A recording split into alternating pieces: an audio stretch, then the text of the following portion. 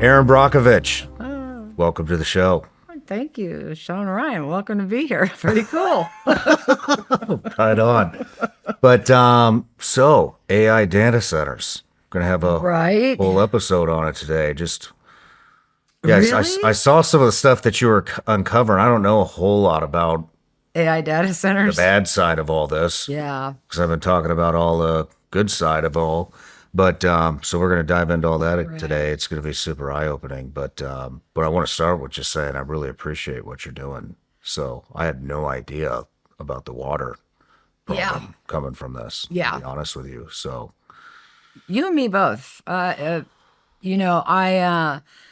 found out about data centers is kind of like, I feel like I'm in such like a time warp in my life right now. And you'll find out I'm kind of that person that's, I don't know, I'm super connected and I feel energies. We are energy. This planet is energy. And I worry that we've gotten so, into our phones that we've become disconnected from our natural environment and we're missing a lot. And I feel, again, like I did, it just came out of the blue, that young girl, 31 years old, starting in Hinckley, California, who really didn't know what she was getting into, but I could feel it. And I was compelled to want to do something. And that happened with the data centers.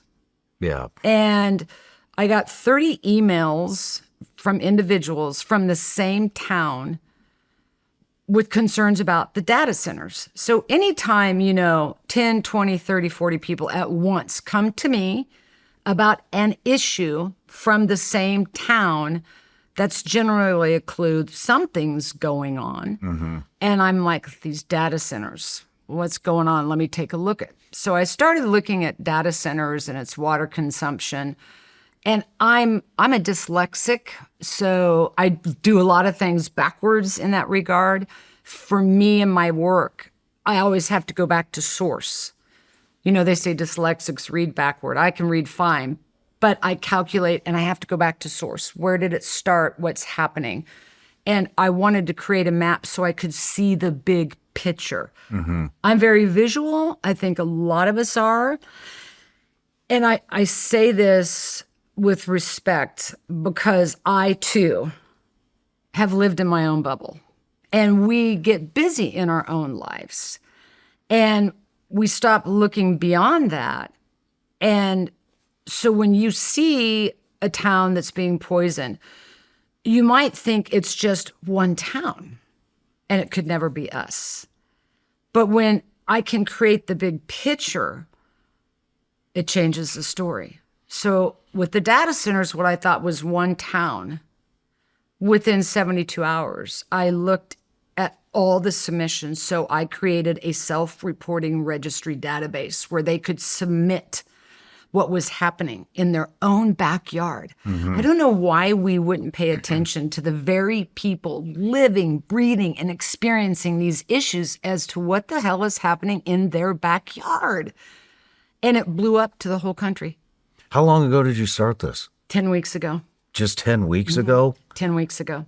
And I want to give you an introduction before we go too far. I'm sorry, I just jumped right into it. Did I read like you had like 7,000 something submissions? 12,000 submissions. I updated the map last night, and we've now pinned 8,000 submissions. So we read each submission, and we vet its location, and some people won't have their zip codes in there, or we can't find it, or it's a solar farm with a data center coming, but it's not there yet. So we read each one. So we're a little behind because we're reading it, and we're a small group and vetting them. But we're now over 8,000, if not possibly 9,000 pinned on the map.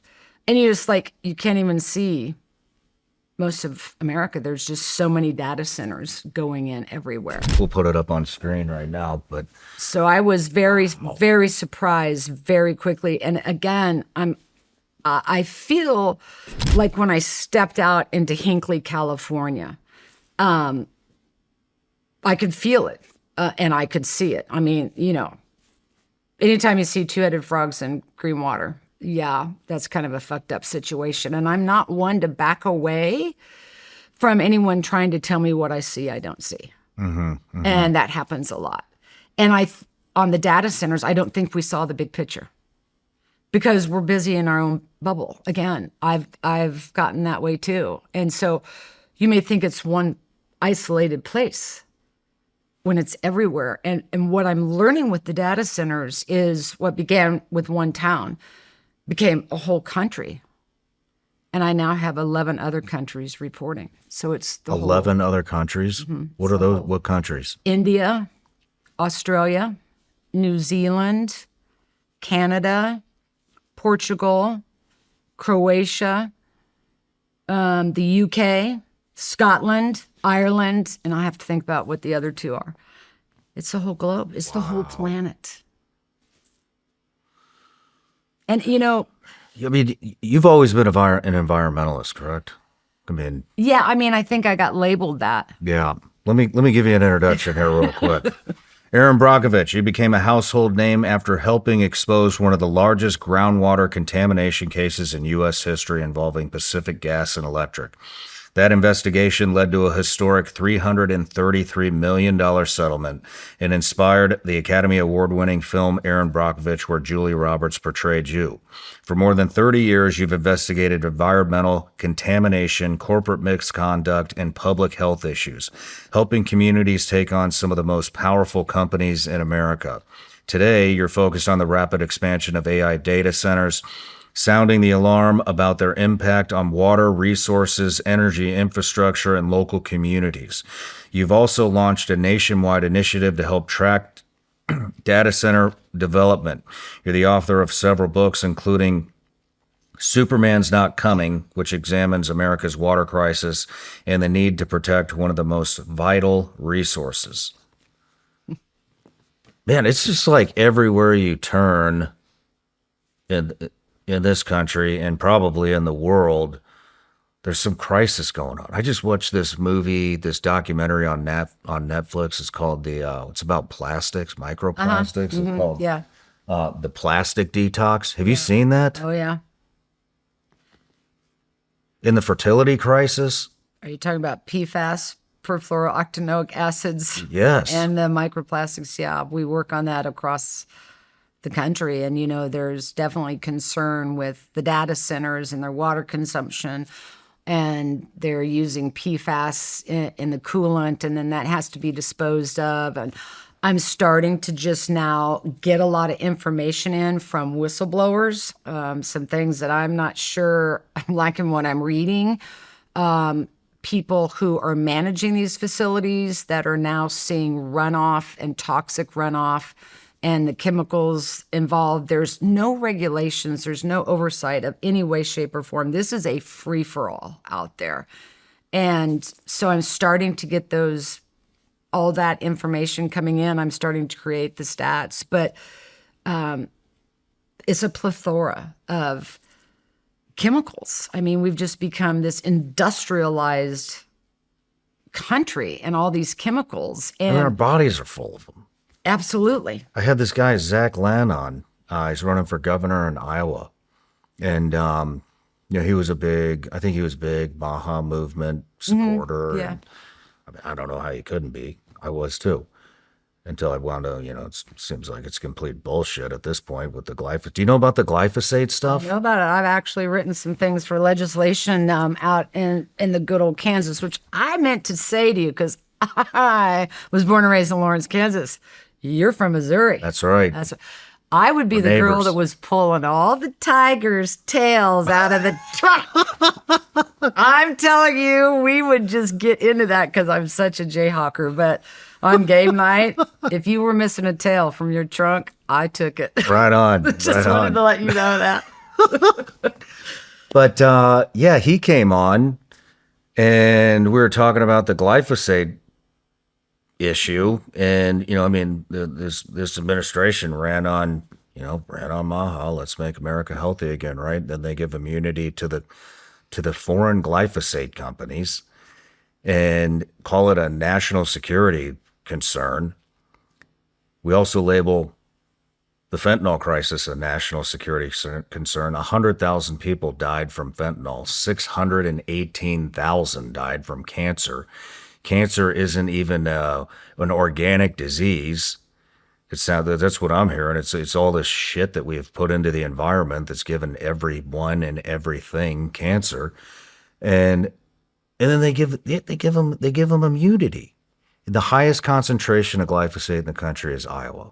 Yeah. The highest Yes. concentration of cancer Is Iowa. in the country is I Iowa. get many emails. How the fuck is that not a national security Right. concern? Right? I think I asked myself that question, and I think everybody in the communities asks themselves the same question. So I mean, shit. The cancer drugs are probably also in the lobbying, trying to get the glyphosate companies immunity yeah, so that they can treat cancer patients. Like it's just everything is for sale in this place. It's it is. fucking disgusting. It is. And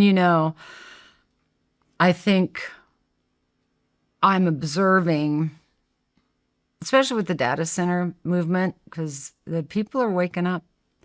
Something's changing out there. Yeah. And you can feel it. There's a shift happening. And I don't know, kind of going back to whether we all get involved in our own lives. And then when we see the bigger picture, something happens. We realize that we're not alone. I mean, in my entire 30 years of working, I've never seen in a situation that has been bipartisan where everybody's being affected. And I said this morning, I think it was last night or this morning, it's almost, I'm watching this happen with the data centers. I'm working with these people, and I just am getting this huge emotion of pride. And I am so proud of them. And I am watching when we are united together. I'm watching them. It's amazing what we can get done. And that is happening here that I, in my whole career, haven't seen, where we're waking up and we're united on the same issue. And that's the very valuable resources that none of us can sustain life without. And these data centers is jeopardizing all of it at once. Our land, our farms, our food, our water supply, everything is on the table. And I started the map so I could see the bigger picture. And as I'm watching people recognize this, and people being united, and people working, and people showing up, like I wrote Superman's Not Coming. And that never scared me because I knew eventually we would show up, and they are. That's good to hear. That's They are. great to hear. It's great to hear people are united on something too. Yep. I think that's happening more and more every day. Every day. Because Every everywhere day. you look, there's a fire to put out. There is. A bonfire, a huge Yeah. bonfire. And I think, we lost ourselves. I'm probably, I'm going to go here and I'm going to get a fucking phone call that goes, oh, I can't believe, why did you go there, Erin? But it's just happening.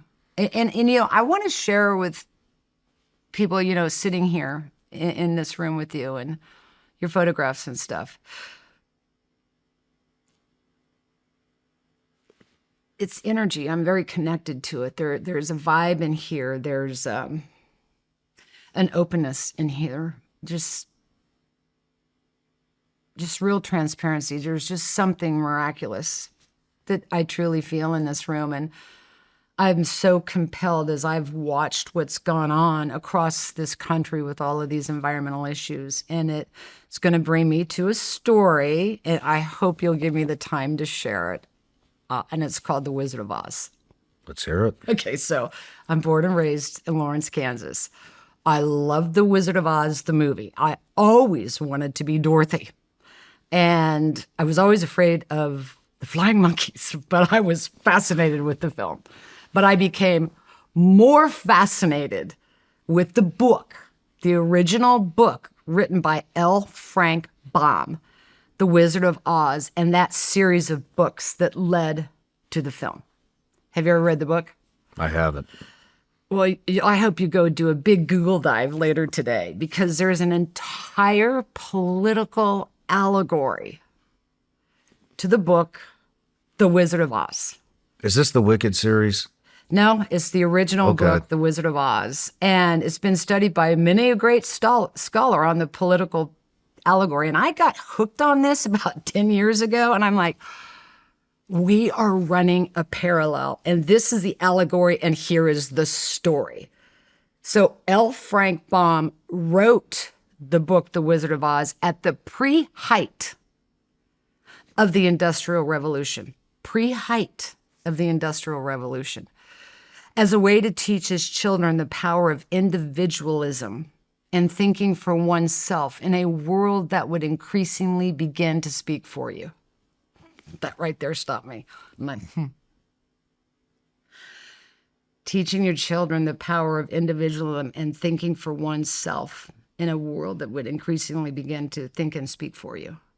That's fascinating to me. Mm-hmm. So, but here is the whole political allegory that's been very well studied. So Dorothy is all of us girls in America that have a dream. You know, I always wanted to run away and move to California, right? So, you know, I left home to go do that. So Wizard of Oz begins at Dorothy in Kansas, runs away from home. And while she's run away, she runs into the kind of, you know, snake oil salesy kind of guy when a twister emerges. And the twister in the political allegory is a representation of disruption in Washington, D.C. And so she runs back home. We know that she gets hit in the head and the house gets lifted up and she lands in Oz. I can't tell you how many times I have felt in my life, I'm like, Toto, we are not in Kansas anymore. It just goes through my head all the time. It's one of the first things that went through my head when I walked out in Hinkley, California. But, and so the house lands on the Munchkins, who are a representation of the mass citizens who are frustrated and thought Dorothy was there to save them. And so she wanted to get back home, and they told her to follow the yellow brick road. Well, the yellow brick road is a representation of the gold standard. Follow the path of the money to the sitting wizard who can get you home. Follow the standard of the gold, of the money. Follow the path. And so it goes on in this political allegory about the first person she meets is the Tin Man. And the Tin Man is a representation of industrial workers who will lose their heart. And the Cowardly Lion is a representation of L. Frank Baum's best friend. It's William Bryan's it's William Bryan's Jennings, who was always running for populist president, known for his fiery rhetoric, but had no courage. And then the Scarecrow, who is a representation of the American farmer, who at that time, all the banks were buying his land. Therefore, they thought the farmer had no brain. So this is the cast of the American people. The girl next door, industrial worker, the politician, and the farmer. So off they go on the yellow brick road. So we know the story there where the Wicked Witch comes along and puts them all to sleep. And the Wicked Witch in the political allegory is a representation of industry that doesn't want you to find out. So they get put to sleep in the poppy fields. So we know the Good Witch comes along and wakes them up. And it's on this journey where they get put to sleep that I have paused and gone, I'm wondering if that happened to us. Did we get comfortable? Did we get complacent? Did we buy an illusion? Did we listen to the bullshit? Now, as they woke up and I see what we were talking about a minute ago. Are we waking up? There's a shift. It's happening. There's something really going on out there. But as you know, they get to the wizard and they pull back the curtain. And what did they find? Mass surveillance.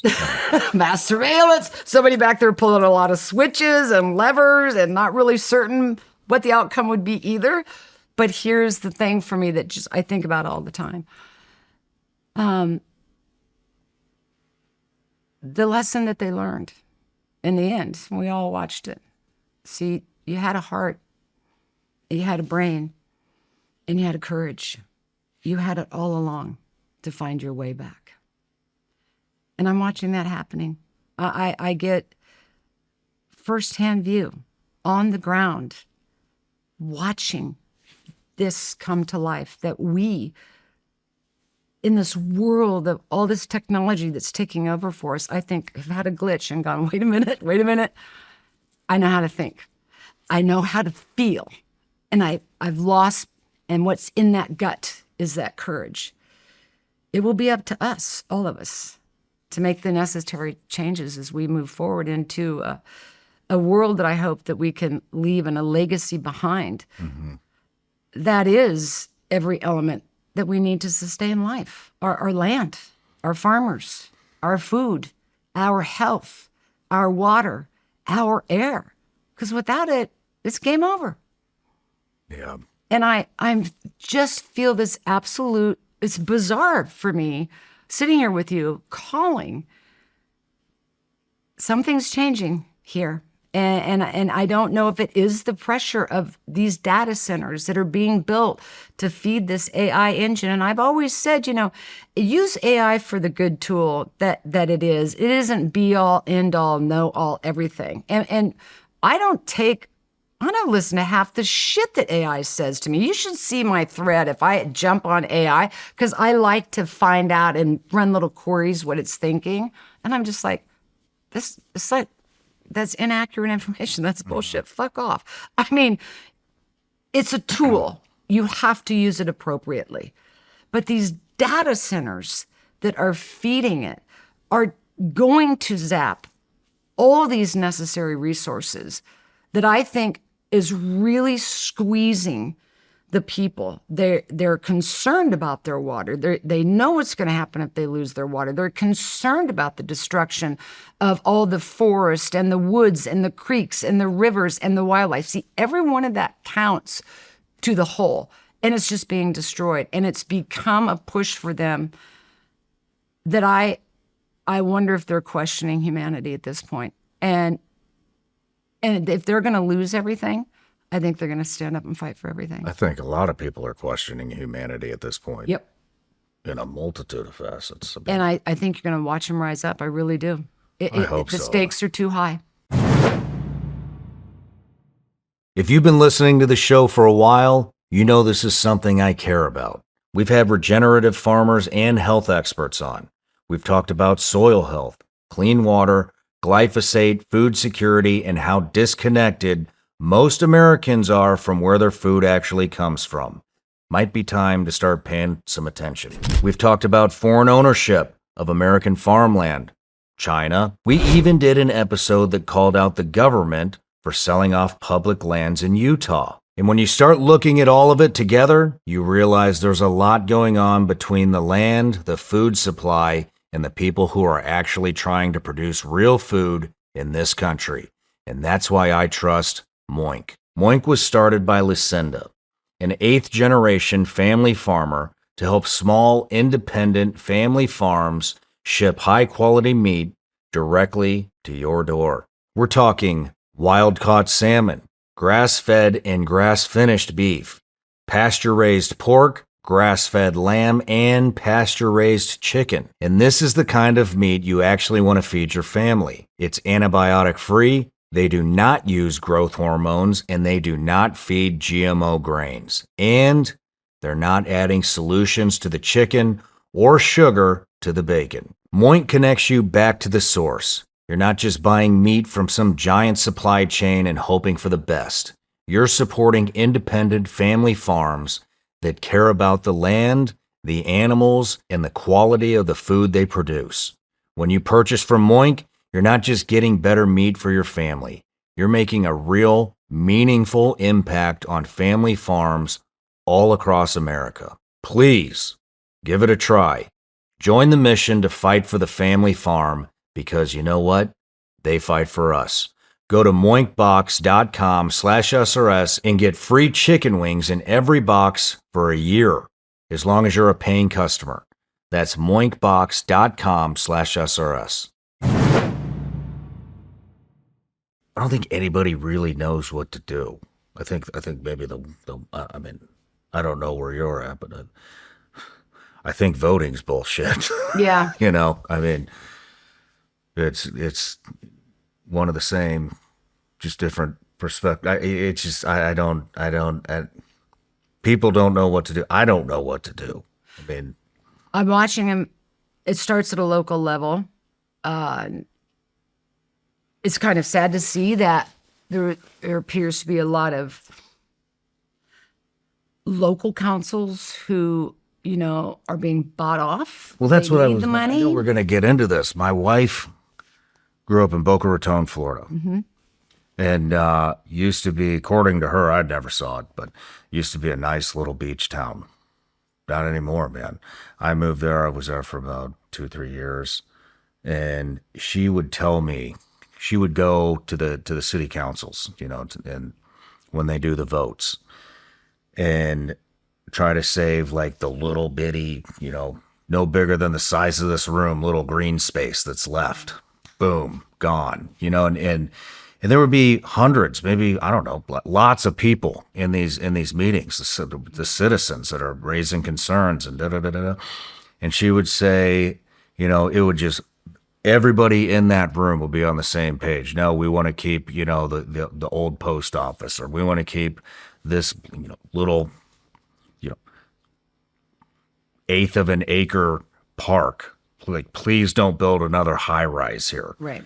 And all these citizens would voice their concerns, and then they do the vote, and they're all in favor of the new building, say aye, like right in front of them. Right. You know, and it's just builders out there just paying off the city council, and taking them on vacation. Hey, let's go to Aspen. Let's have a little meeting in Aspen. Here you go. You know, and it's the greed, man, the greed. Yeah, and that is what's taken over, and This shit's everywhere. It's down at the local level, all the way up to the White House. yeah. And I used to always say, you know, it begins local, and especially for something with the data centers, begins local, because that's where you get your zoning and your permits.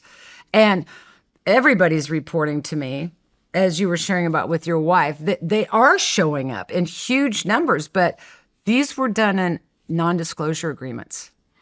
Even Microsoft has come out and said, we're going to remove all the non-disclosures. If there's no big secret, then why do you need a non-disclosure? And that was what was bothering every community in every state that has submitted. Every state has submitted to the map. The number one thing that bothered them, they said it was like a stealth coming in the freaking middle of the night. Nobody heard or knew anything, and just suddenly it was passed. And their voice didn't matter. Showing up didn't matter, that they were just passed. And by gosh, they've been showing up consistently. And I'm actually screenshotting this morning. I should have brought my phone in with me. The people are starting to make a difference. There's been enough opposition. Again, if we talk about one town that has that opposition and shows up and wins, when you have all towns and all people showing up, they're starting to make that change at local levels, state levels. We've been watching, you know, what even happened in Utah just from the opposition, how a governor had to change its position and reduce the size of what this data center was going to be because the people weren't going to have it. We're seeing more and more and more of that happening across the country. And you now have up to 14 states that are considering total bans, moratoriums. They're putting on pauses, hold your horses. We need more information, and it's starting to happen. That's good. What are those 14 states? I have it all on my phone. So you've got Maine, I'll have to go grab my phone because it's got the list of what the 14 states are, and you can find that information We'll readily. put it up on screen. Yeah, but you're starting to see more and more of that. And at a local level, they're saying, hey, 6-month pause, they're stopping. We need to think about it. But in the beginning, it was just this non-disclosure, and it just kind of blew up very quickly. And that's what made everyone mad. And I've shared this so many times. I learned that in Hinckley, California. Communities will handle the truth. They will ask questions, they will sit at the table, and they will work with you. But they can never, ever handle the lie. They can't handle the deception. And that was the first thing in the data centers that set them off across the board.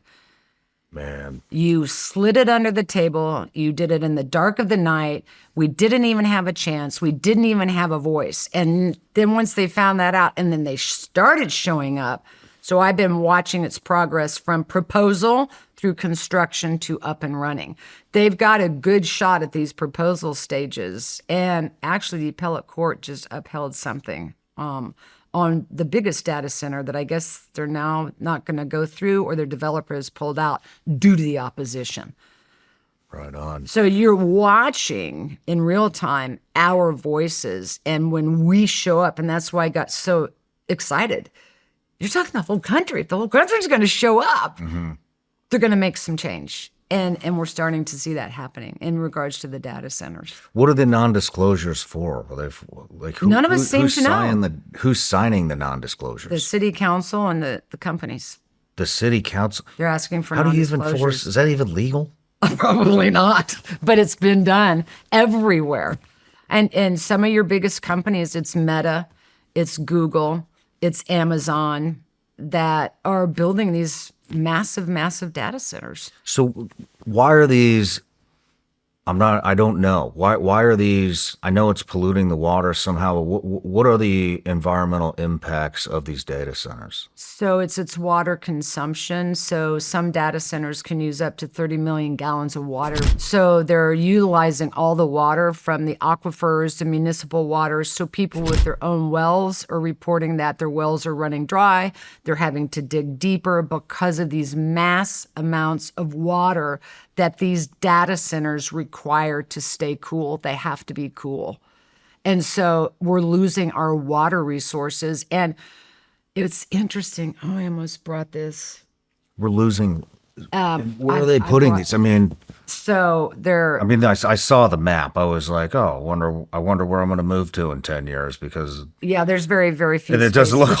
There's nowhere to move to. Well, so. The whole country's covered. Correct. And the whole country's almost in a drought restriction. Well, I mean. And so you're going to consume more of our water resources to keep these data centers cool when there's other options. Other countries are looking at other options than just building them in our backyards. And they're literally in people's backyards. They're massive. These things are the size of 20 super Walmarts or more. And you're having to destroy all the trees. They need to be near water. They're looking to be on top of aquifers. They need cooler climates, but you're putting them in hot climates. You're putting them in drought-restricted states, which is most of the country at this point, expecting a good outcome. And we're just not going to have it. That's our water sources, and AI has to have water to keep it cool. I mean, I don't understand how that. I mean, are they putting them in Florida? Then Florida. I mean, I don't know about out west, but Florida. I mean, you can't run your sprinkler. You can't even water your grass. Yeah. You know, they're literally worried. So many people are moving to Florida. They don't even know how the hell they're going to flush the toilets soon. Mm-hmm. We're talking millions and millions and millions and trillions of gallons of water. What size of city uses $30 billion or 30 million gallons of water? That's because these data centers are so massive. It's like I'm asking, what would the equivalent be?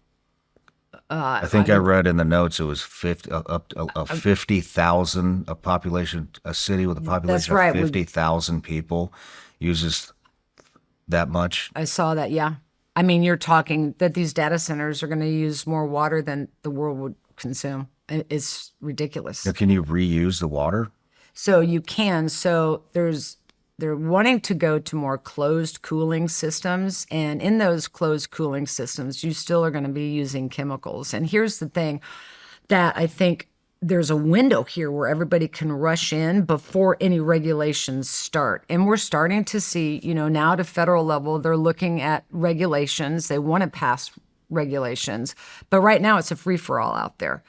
And so these chemicals, there's no regulations about every 2 years when you have to clean out a cooling closed system, where you're going to throw all of those chemicals. This is where, for systems that are already up and running, I'm getting whistleblowers on the inside saying that they're taking all that waste and they're just running it down into the sewers. There's no oversight, and they're now starting to get tests where this is very contaminated water. So it's going to be a little real shit show here soon. Like the city water is contaminated? So, and a lot of city water is contaminated, and they're using the city water to cool it. Again, it's just going to regurgitate all that PFAS or what other contaminants are in that water back into the environment. It reminds me of, like, my dad's a mechanical engineer, so he built and ran pipelines for Texaco. All through parts of Texas, Oklahoma, up into Kansas. And he used to always tell me, remember this, Erin, the solution to pollution is not dilution. And I often wonder if that's what they think, taking polluted water and running it through a system and diluting it or dumping it into a river and it flows downstream that will have a natural dilution would resolve the issue. And it's not. And so even if with the closed cooling system, that water that's recycling in there, eventually they have to clean those systems. They have to release that water. And are there any regulations to look at what chemicals are or aren't in that water before we release it into the environment and down into the drains and just create another pollution issue? We're doing the same thing over and over again, expecting a different result. I have watched this since I began my work in Hinckley, California. I was 31 years old, and I am 66 and a grandmother of 5 today.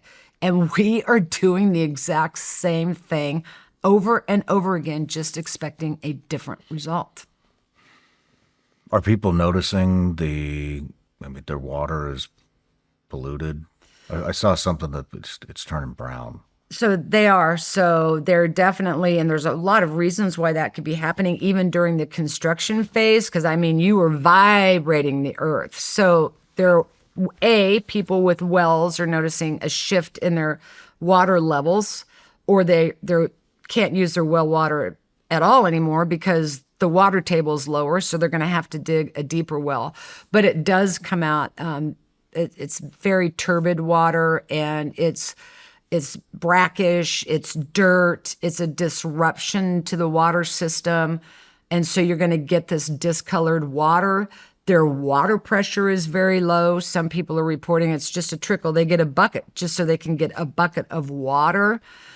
Many people are starting to report water disruptions where they're getting no water at all. People are definitely starting to report these way higher utility bills because all the cost of the water and electricity that all these facilities need, we're going to pay for. We're paying for it. I have people saying their utility bills have gone from $40 a month to $800 a month. They've seen their electric bill go from $160 to $440 a month. I got a notice from somebody in El Paso, Texas, that they got a notice from the municipality to expect a 75% increase in their utility bills. 75%? Yes. So they're passing on to us, all the cost of the excess water. These AIs need energy. They're massive energy sucks and water. And so all of that, and by the way, you're building on an infrastructure and a grid system that's needs a lot of help. We're relying on a grid system we built, 250 years ago? Yeah. And so we're setting ourselves up for a road to nowhere. And people know it. And they're starting to show up. And we are seeing some bans, some moratoriums, some pauses. I know that there is some introduction of federal oversight starting to happen. We need more answers about how these are going to work, how much of our resources you're going to take. What expense do you expect to put on all of us as the taxpayers? Is it just going to run us into the ground? It can't be done this way. It just can't. And so now that the conversation's here, you are starting to see some more action. Is this doing anything to the air? Yes. And so especially a lot of these big facilities, and again, you're talking huge diesel, all of these equipments and generators needed to run these facilities during the construction, and the noise. I can't share with you, every single person, unbeknownst to them, is reporting for the ones that are up and running. The constant 24/7 humming and buzzing is literally driving them insane. There are starting to be reports of mental health issues with people because it's just, and it's loud. I mean, they're saying we're going insane. 24/7, the noise, the humming, the grind, it doesn't stop. And it is affecting wildlife. People are reporting to me. There's a farmer in Texas that's reporting since the data center was up and operational, he hasn't had a live birth in 2 years. A live birth in 2 years. Are these high frequency sounds affecting animals in the womb and as they're being developed? Don't know, but those reports are starting to come out. People are reporting migratory pathways have changed. The animals are gone. The birds are gone. The nature itself seems to be disappearing as they clear all this land. And the water's changing, and the water's discolored, and the water pressure is low. And their electricity bills are going up. Their water bills are going up. People who have been living around these newer data centers that have been up and running for 2-3 years are starting to report seizure-like symptoms, chronic fatigue. So it's out there, and they're all starting to report it. And so we're starting to categorize that, running stats on it, putting new information out every week. But for me, it's always about listening to the people. Why would I not? This is in their backyard. Yep. They're living it, breathing it, experiencing it, showing up. And it's glaring in our face. You know, what's that saying? 1,000 flies, something, don't lie. I mean, when there's thousands and thousands and thousands and thousands and thousands and tens of thousands of people experiencing the exact same thing from the exact same data center and the construction and the long-term consequences, why are we not listening to them? Because they don't want to. We need to. They're getting paid off, just like we talked about. And I do think the people's pressure is starting to work. That's good. Electricity. Data centers use roughly 450 to 490 TWh globally in 2025, about 5% of all U.S. electricity. Projected to roughly double by 2030 and potentially reach 12% of U.S. consumption by 2028. I mean, the grid. We don't have the infrastructure for this. We just don't. An average data center uses about 300,000 gallons a day. A 100 MW AI facility runs about 530,000 gallons a day, including the water behind its electricity, about 190,000 on site. The biggest hit, 5 million gallons a day, as much as a town of 50,000 people. And some of the facilities use more than the 5 million gallons a day. They had a situation in Georgia where 30 million gallons of water just apparently disappeared. Not sure what happened there. Most of AI's water footprint comes from everyday use. And, so many people have shared that would be way more, in the know than I, that this type of data center will be obsolete in 5 years. And then we'll just abandon them and have, thousands of little mini Chernobyls spread across the United States abandoned. I think everybody's starting to really question this. I think one thing that I don't like is these companies are so wealthy. It's ridiculous. And they're buying the land. Are they buying the water rights? I mean, that's what gets me is how do you, these companies, like you said, are so well. I mean, a lot of these companies have more money than most countries do. I know. You know, and I mean, according to Polymarket, NVIDIA is expected to be the largest company in the world by 2027, largely because of its chips and power the data centers driving the AI boom. Wall Street has trillions riding on that build out continuing. So be honest with me, what chance does a county commission in Utah or a zoo in Nashville? There's a big one I know. there's a big one Yep. in Nashville being proposed right now. Everybody's pissed off Yeah, about it. they've got. I think they've got. What do close they? to I mean, signatures. how does a local municipality? How does a local the local population combat the most powerful corporation in the world? Well, the city I mean, councils. SpaceX 1.5 trillion, and NVIDIA is going to be bigger than that by next year. What local politician is going to be able to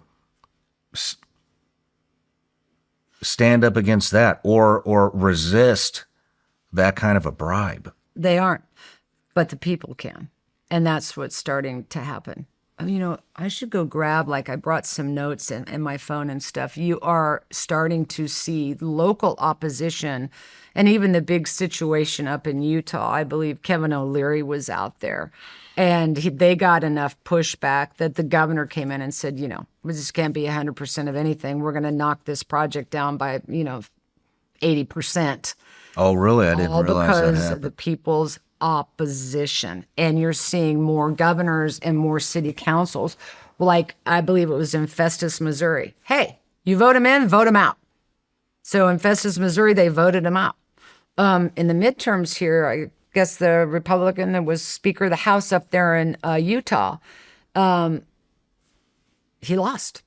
So because of the opposition, and it's just, as I said in the beginning, and I've never really seen anything like this in my 30 years of doing this type of environmental work, such a rise of the people Yeah. on this issue. And they are starting to turn that tide. And I believe that these local council members, because they're just voting them out, just be careful how you're voting over there because they're going to vote you out. They can't say no to the money coming in. And I don't think they expected the opposition from the people showing up. And then that's where they're going to lose their seats and they're not getting voted back in. Well, what happens becomes a when game changer. This is what happens is, these people are sneaky. They fund both sides. Mm-hmm. You know what I mean? They dump a couple million in the Republican side. They dump a couple million into the Democrat side. They dump a couple million into the primaries, and they're like, all right, we'll sprinkle this all out through all of these people. That way they're all controlled. And then whoever wins the primary, they dump another pile of money into that side, and they dump another pile of money into this side. And you got a Republican versus Democrat that are both being paid off by the same corporation. Yeah. And so that's how do you combat that? Well, we're starting to see that. Again, I should pull it. It was up on my phone, an appellate court decision. But what's happening is the companies are pulling out because of the opposition. Interesting. They're pulling. Some of the companies are pulling out. So again, we've got quite a few. I believe it's 120 municipalities now that have on some form of pause, moratorium. In California, it was Monterey Park, put a total ban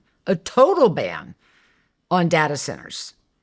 So I believe about 107 municipalities, we could probably run those numbers pretty quick, are now pause, moratorium, partial ban, or a full stop. And so it's becoming concerning enough, I think, for everybody at some level. Mm-hmm. I know the people here in We Middle should be. Tennessee are You're talking a pissed. depletion of all of our natural resources. Okay, let's go there. So you got no farmland, you got no water, you're in full on drought, you're going to have no food, famine. This is a road that leads us where? To nowhere. I think everybody sees that. And that's why I think that they're really starting to rise up in the best of ways. They are learning their information, they are gathering their communities, they are showing up, they're asking questions, they're getting very involved in a strategic, organized manner in huge numbers. And they're relentless. They're not showing up and going away. They are showing up. They're showing up at courthouse steps, at a state level, and they are making changes. And whether that pressure is on city council or they're voting city council out, or that pressure is on the state or a governor, or even in a situation where you just had the biggest one yet, the developer pulled out due to the opposition of the people. Because that'll backfire on them. Let's take a quick break if you don't mind. gonna grab my yeah, papers, that's perfect. That would be great. Okay, cool. In case you haven't noticed, I take preparedness seriously, and water is one of the first things I look at. Not just emergency water, but the water my family is drinking every single day. A federal study found forever chemicals in nearly half the tap water in America. Because of that, I've tried a lot of filtration systems over the years. Most of them didn't make the cut. Either they were too complicated, they took up too much space, or I still didn't feel confident about what they were actually removing. That's when I found Rora. Rora's countertop system is third-party tested to reduce the contaminants people should actually be worried about, including PFAS, lead, microplastics, and disinfection byproducts. Their Infinity filter achieves 99.6% total PFAS reduction over the filter's full lifespan. And they publish the results, so you can actually verify it before you buy. What I like is that it's simple. No plumbing, no installation, and it's built with medical-grade stainless steel instead of a chunk of plastic sitting on your counter. Because when it comes to water, I'm not interested in just hoping it's clean. I want to know it's clean. And if you want worry-free drinking water for the people living under your roof, go to rora.com/SRS for an exclusive discount. That's RORA.com/SRS and tap into clean water today. I'm going to read some stuff off while you're digging there. Yeah, I'm digging. So, I'm Holy listening. Ridge, Louisiana, Meta's $27 billion Hyperion project on 4,000 acres. Residents say nobody told them anything about it before it was underway. Box Elder County, Utah.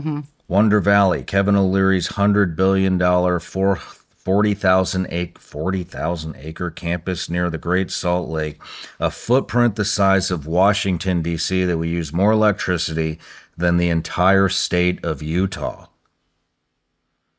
Announced before residents knew, fast-tracked with a national security tax break. At the May 4th vote, hundreds packed the fairgrounds chanting shame. A commissioner told them to grow up. Then, wonder if he was paid off. Then officials finished the meeting in a closed room and live-streamed their unanimous 3-0 approval to the crowd. Fayette County, Georgia, a data center quietly drew 29 million gallons of water through connections the county did not know existed, discovered only when residents lost water pressure. Wow, your map that you lost in April 27th, 3,862 reports filed in the first month, 7,000 plus by late June. Photos, noise complaints, water problems, health concerns, all sourced and penned. Yeah. And we list stats inside the map, so you can go and look at what, those stats are.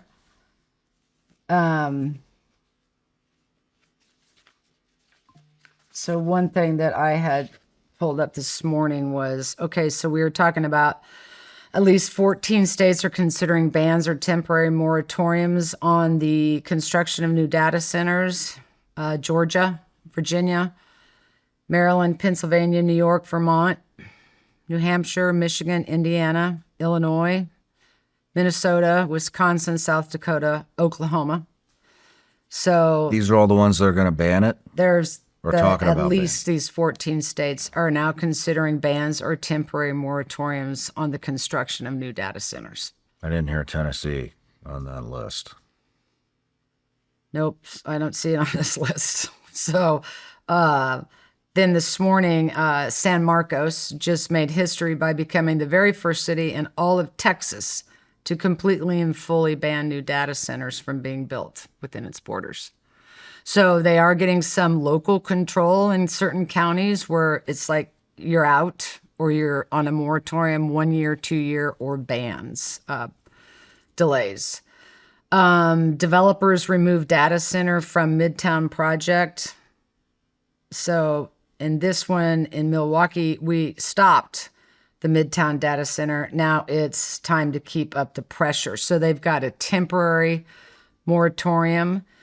And then today, a plan to build the world's largest data center is dead. After 3 years of local opposition, Blackstone's QTS has dropped its Virginia Supreme Court appeal to build the world's largest data center. Wow. So these are all successes. These are all successes, and the successes are definitely starting to mount. It's almost like as it's gaining speed, and as again, I think as we all see the big picture, because it was so quietly just sliding in, state by state and local council in these obscure places where, it's pretty hard for, oh, come on, IT big gurus. You're going to snow over, 3 aldermen?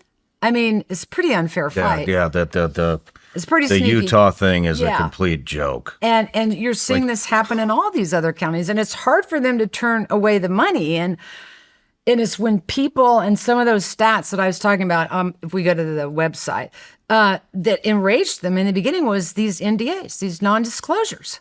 They're like, we didn't even know. All of a sudden they're breaking ground. We didn't have a voice. We weren't even informed. And then when we do shut up, they walk out on us. We get thrown out. We're not put on the agenda. You've got 30 seconds to talk. If you talk over 30 seconds, you're escorted out. I mean, it's like they're just shut out. And they're very, very frustrated. And they're showing up. And so we are starting to see, and I see it more because, I'm watching the news every day for it, more and more wins for the people. It looks like you have a litigation strategy here. To me? Well, what are you referring to? The Hinckley playbook, scaled up, document individual harms. So what do we have to do here? We got to get rid of the NDAs. Oh, we're doing well. So it's what the people are doing. It's never about me. It's always about the people. I didn't do Hinckley alone, and I've watched a phenomenon with moms. So in Hinckley, California, it started with, a woman, Roberta Walker. And Roberta Walker and I become a force, and we find 4 and 5 other mothers, and then 10 other mothers. And then we all start sharing similar stories that they become a real strong unit, if you will. And I have learned you start pissing off the moms, you better look out, because that pissed off mom's going to go find 10 more, and they're going to go find 20, and then they're going to go find 50, and then they're going to go find 100. And then I find myself being their biggest cheerleader. And that's kind of what happened with the data center map, is they could see each other. And there's power in knowing you're not alone. And I've seen these communities, who show up to city council that are dismissed. They're being dismissed now, or suppressed. Or, when I started my work in Hinckley, this is what I always heard. You're not a doctor. You're not a lawyer. You're not a scientist. You're not a politician. So what is it you know? And why should you even speak? And I was always gobsmacked at that. I was like, are you fucking kidding me? I don't have to be any of that to be a human. And to tell you what I see, and those two-headed frogs and that green water is wrong, is wrong. And I think there's, again, this wake-up moment. And it is back to the very basics, the very principles of what it is that we need in humanity to sustain life. I'm worried about my grandchildren. What legacy are we going to leave to them? We cannot sustain ourselves with just AI data centers and no water and no farmland and no sanctuary, no wildlife, noise pollution, air pollution. What do we think is going to be the end result here? More cancer. More cancer. And these communities are already, you've really cornered them now. Is there any? And they're cornered enough that they're really going to stand up. And it doesn't have to be this like horrible way that we think we're going to stand up. They're organizing. They are thoughtful. They're getting their facts. They're getting their information. They're making it their business to understand it. Because I think that we've always been taught, well, the everyday person can't. Bullshit. Yes, they can. And that's what they're learning. And so they're taking their united front armed with facts and information and evidence, videos of the water pressure going down, or the famous, I believe AOC held up the water and we brought that water in special for you folks. It's from a well in Hinckley, these actual moments that make it real and make it tangible that I think we're all starting to see and feel. Do you think it's important that we continue with the AI race? Well, there's some of that, the genie's left the bottle, and the data centers is what's feeding that beast. Data centers have been around for quite a while. They've just moved out of suburban areas into, the huge land mass. It's like a land grab. It's like a water grab. It's like feels like a very much of a takeover, but we've been functioning with this AI and data, and we're all on our phones and utilize it and appreciate it for that. I'm just asking. Not President Xi. China has. They even say, the country that achieves that wins the AI race first is going to achieve global domination. And so how do we participate in that in an environmentally friendly way? Are there any countries that are doing this right? Is there a right way to do this? Is there another avenue to explore other than just NVIDIA is definitely exploring it. And I'm like you and a lot of other people just learning about what some of this new solutions would be. You can find many articles. China, for example, has created like tubes, and all the AI infrastructure is inside there, but they've set them at the bottom of the ocean floor. I saw that. I wasn't sure if that was real or...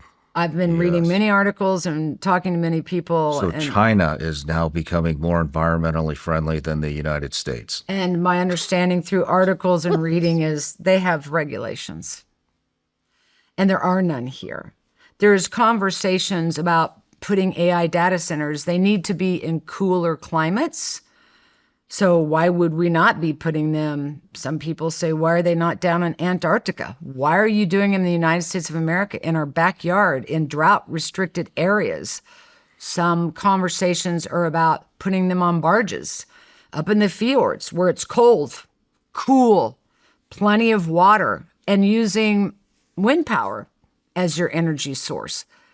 I've read many articles about NVIDIA that said soon they would have AI data centers that were small enough to sit on the side of your home like your air conditioning unit. I mean, the power thing has been solved, but it needs legislation. I mean, my friend Isaiah Taylor, who at Valor Atomics is making mini nuclear reactors, specifically for data centers. But but because they need consume legislation to so much unleash energy. it, and then that would relieve the power grid. But the water thing, I don't know. I mean, it sounds like the China thing. I've seen those pictures. I've Like read, I said, I wasn't sure if I've that read was a lot, edge done a or. lot of research, talked to others, and they definitely have regulations and are not putting, you're not supposed to have them on So top is this of. administration? Is there any talks of regulation? Is the Trump I've, administration planning on doing anything about this, or well, I think it's they just definitely gonna? going to happen. I believe Bernie Sanders has started to introduce some type of legislation. So I'm seeing all this stuff get thrown out at the same time, trying to just track and keep my submissions and my stats current. But it's going to happen. And I think because it's like the gold rush, you just rushed in here, that you really startled everybody. What did you think we weren't going to notice? Why? And I think we're going to get to where we need to go. And I think it's imperative that we stop this process before it's too far regarding these data centers in order to get where we need to be. And it's going to have, you've got to have some type of regulation. You're going to have some type of oversight. And I just certainly don't think that you could have 3 elder council members in Utah or in any one of our other city councils throughout the United States withstand the pressures of these large companies. In Utah last year, they had a big thing. We got involved where they were going to try to sell public land. I wonder if that's going to become the next, in they wanted to sell public land and turn it into, I can't remember, turn it into low income housing, or I can't remember exactly what it was, but Right. people were, all the ranchers, the farmers, people that enjoy the outdoor enthusiasts, fishermen, hunters, everybody was environmentalists, so everybody Right, was yep. pissed about it, and we did a big thing on it. They shut it down, actually that day. But I wonder, and this has been going on for a while. I think it's Senator Mike Lee out of there is the one that keeps kind of reintroducing it. But, or maybe he just introduced it this time. I don't know. I mean, like I said, these politicians, I think, whatever, they're all the same. They're all bought. But, I wonder if a lot more of these states out west are going to start being influenced to put public land up for sale. They could be. Something just popped up today out of Oregon. Actually, it was regarding Pacific Gas and Electric. And again, I was up pretty early this morning trying to grab down some of the news. So I don't know if I had that one. We just also had that appellate court decision, and it was a big one. And to even watch the developer on that leave, that was Blackstone. Who was that? I just read that to you. San Marcos had a huge victory today. So community by community, county by county is starting to hold them back. I feel like a cheerleader, pushing back, way back. So you know that old song. In certain counties, so you're getting certain counties and certain states that are getting pauses, moratoriums, or bans, and then cities, and it's just kind of now spreading out across the country, where we are seeing progress, and we're winning some and we're not winning others, but the people continue to show up. And we're definitely there's obviously a larger conversation about having regulations, and other countries do. I don't understand. I don't think anyone understands. What is this push? What is the secrecy? Why is it happening across the country? Why does it have to happen so fast? What are we doing? Agreed. And so, for me, I didn't vote for Meta or Google to own the water. Me neither. I didn't vote for you. And so I think that there's definitely that pushback, and everything that we've been talking about is ever so present. But they almost just like secretly felt like an invasion in each little county, in each little crevice, in each little place across could. And just somehow midstream, people started going, oh, wait a minute, this just isn't right. This is just that moment that I had, that I think everyone's happening, that you step into it and you don't always know why, Shawn. You will know, though. It's intuitive, it's instinctual, it's guttural. It's the moment it's like, ugh, I don't think that's right. I just don't think that's right.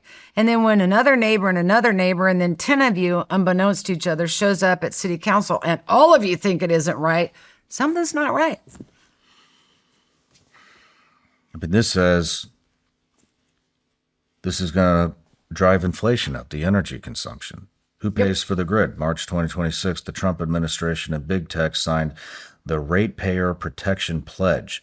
Companies promise to cover new power infrastructure costs instead of passing them to ratepayers. Enforcement is unclear, and retail power prices still rose 2.3% nationally in 2025 to 2026, with data centers cited as the primary driver.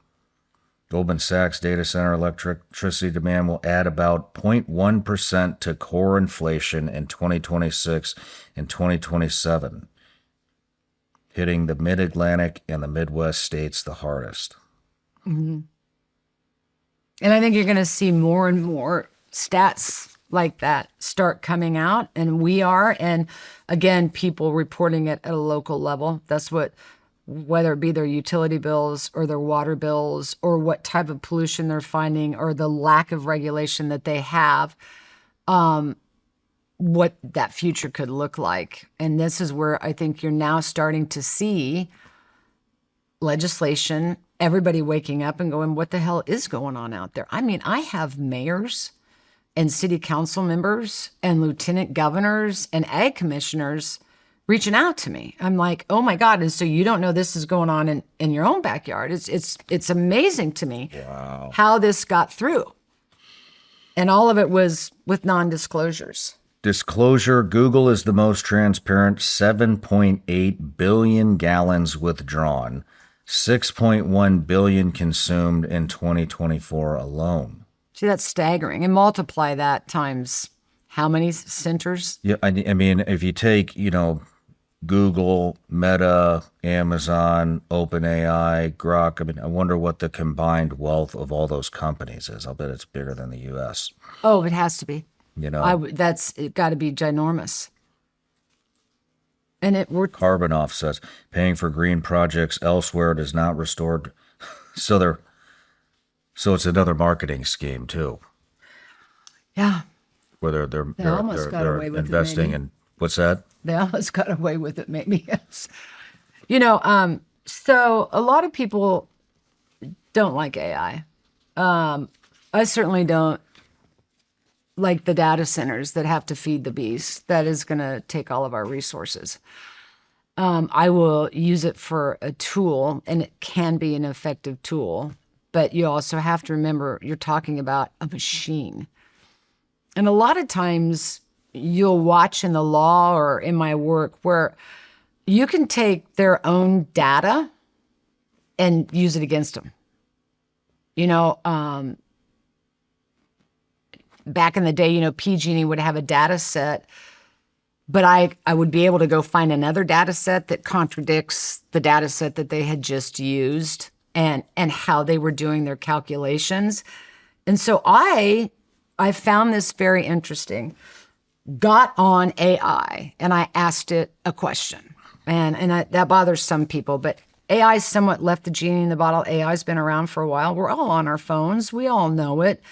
And if you want to stop using your phone, that's fine, but it's something we become dependent on. But I did get on there and I did want to share with you this. And I asked AI, you are AI. So you tell me where you would put all the data centers in the United States. Oh boy. And the response was, if I had to redesign the entire data center network for the United States from scratch, I would place them based on one single rule: zero conflict with human resources. And that really struck me. This AI that we think is going to be all know all, right? And I'm sure it can be extraordinarily useful in some situations. You ask it and it spits back to you one rule about the data centers: zero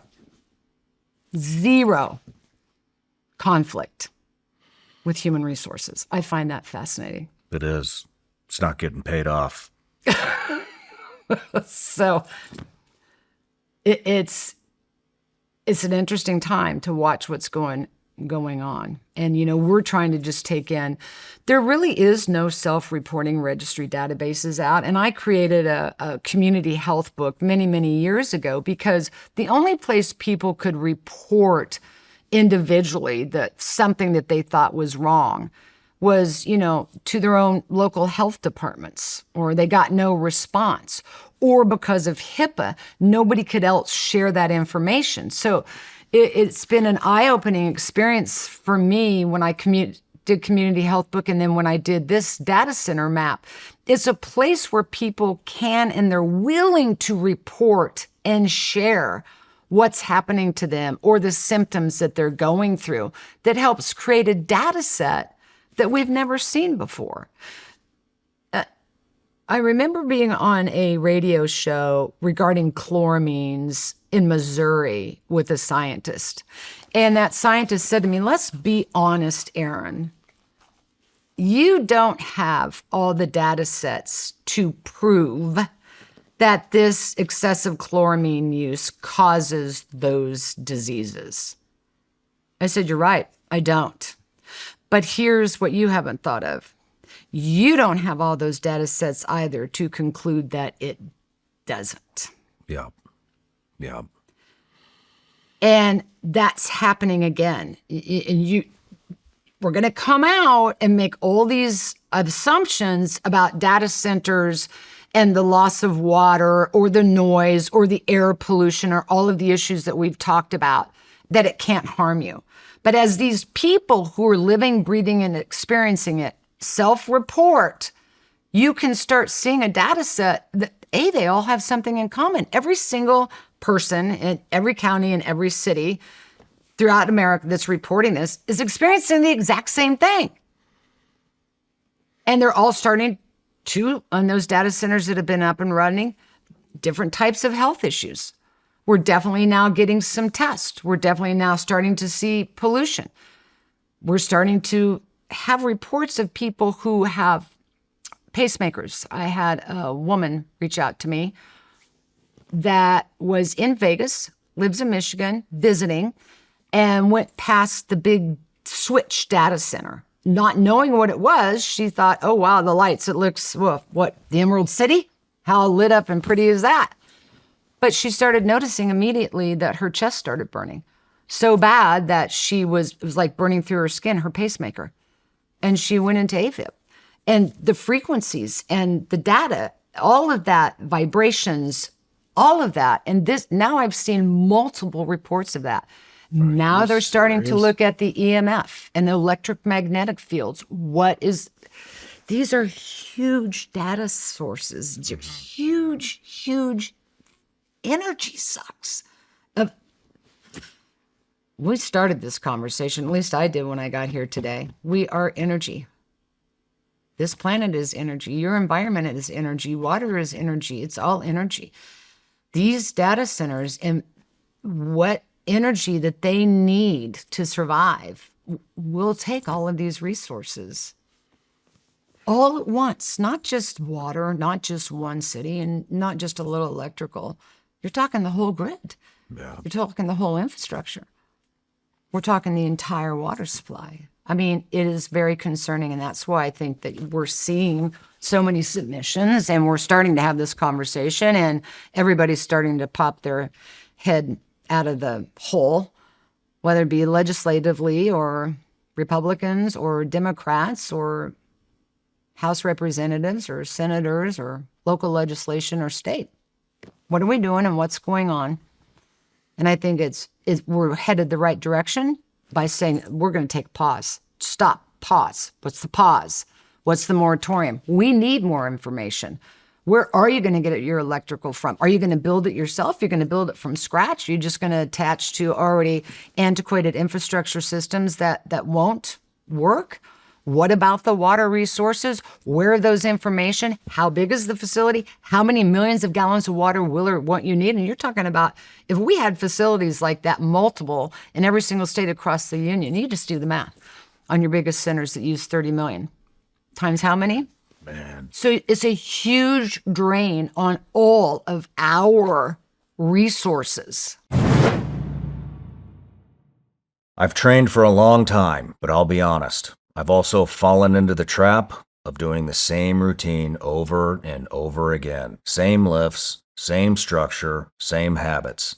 And eventually, you hit a point where you're still working hard, but you're not really progressing the way you want to. That's what I like about Ladder. Ladder helped me get into a new program with real structure behind it. It's not random workouts or a bunch of exercises thrown together. It's strength training from expert coaches built week after week, so you're actually following a plan that can unlock progress. And it feels like having a personal trainer in your headphones. You've got in-ear coaching walking you through every set with cues, form reminders, and motivation while your own music is still playing. They've got plans for bodybuilding, strength and conditioning, hybrid training, and functional fitness, whether you train at home or in the gym. And your progress is tracked automatically, so the app remembers your weights, reps, and sets. Remove the guesswork with Ladder and get a real coach in your ear telling you exactly what to do for every workout. No thinking, everything planned just for you. If you have an iPhone,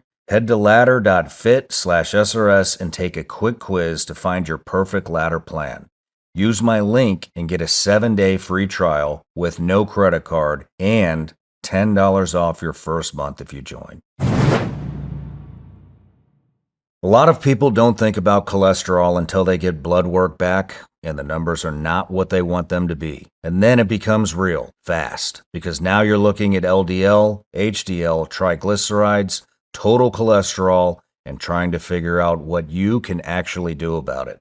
Dose for Cholesterol is a daily shot that is clinically backed to support triglycerides, LDL, HDL, and total cholesterol levels. And it's made with botanical ingredients you can actually recognize, like CoQ10, ginger, pomegranate, and amla. My team has been using Dose, and that's the big reason I wanted to talk about it. This isn't just something that came across my desk, it's something we're actually working into our routines. What I like is that it's simple. It's not another capsule or powder you have to add to the routine. It's just a daily 2-ounce liquid shot that tastes like mango, and it's easy to work in. New customers can save 35% on your first month of subscription by going to dosedaily.co/SRS or entering SRS at checkout. That's dosedaily.co/SRS for 35% off your first month subscription. Do you have any idea how, like, the percentage of growth this is? How fast the data centers, the industry is growing per year? I'm just curious. Well, because we've always you had. see how fast these are all advancing. Right. We've had data centers around for a very long time. They're more in suburban areas and they're smaller. I mean, we've been on our phones and our computers and the cloud and stuff for quite some time. I mean, that's not a new phenomenon to any of us. But this data center build out,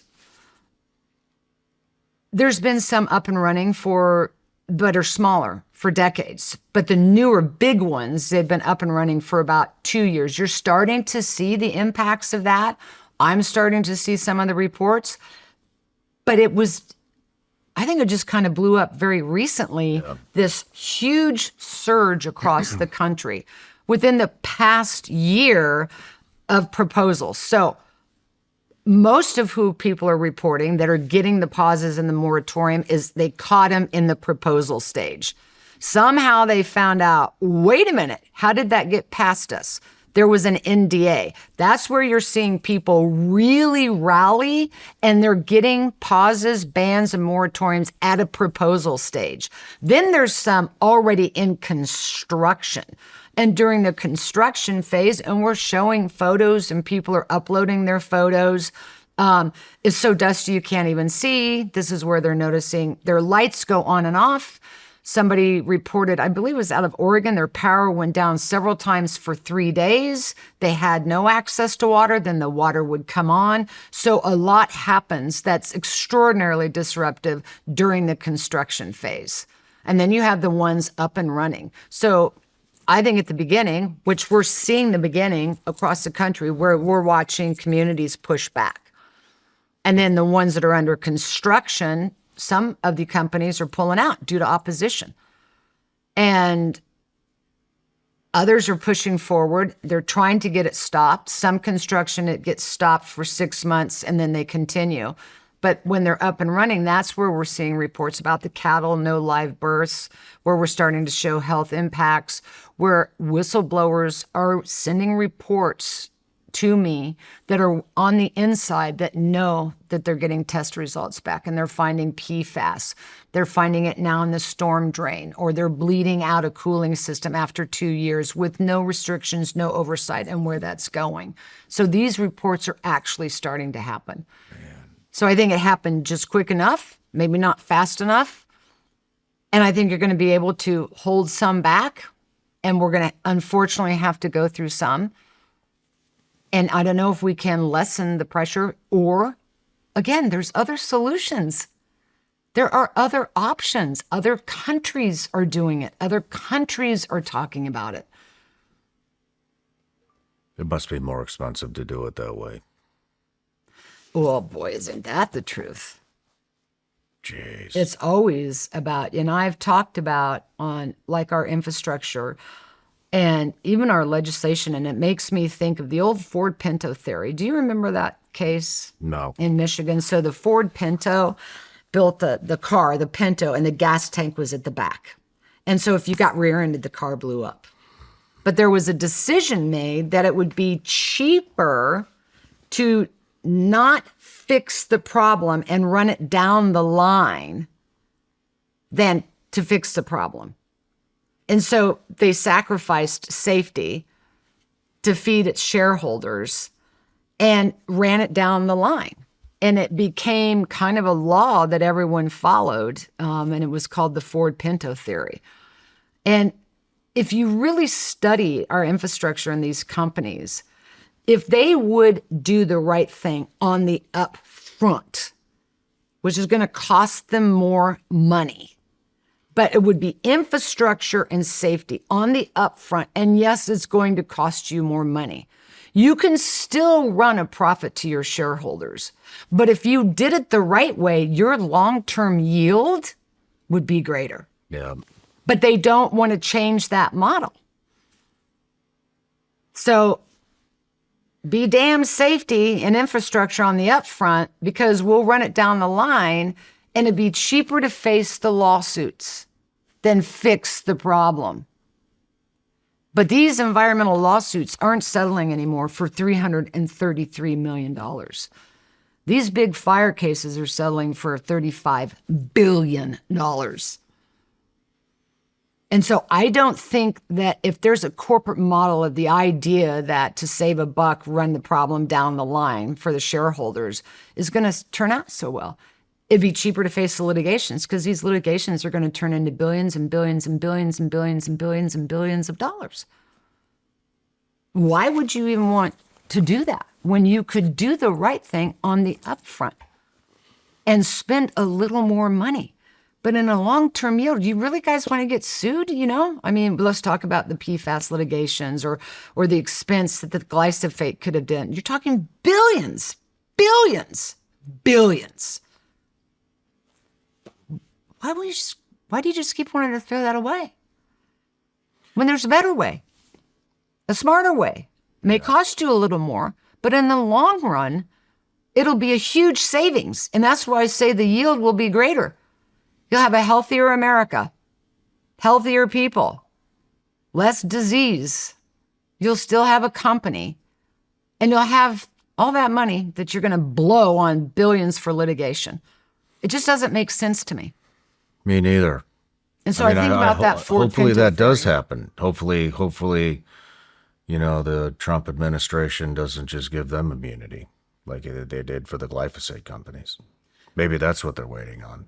They're just holding out, lobbying, hoping they get some kind Yep, of... lobbyists, they're a big thing too, and it is very political. And again, I'm just sorry, call me broke a record, but I'm going to go back to that Wizard of Oz thing.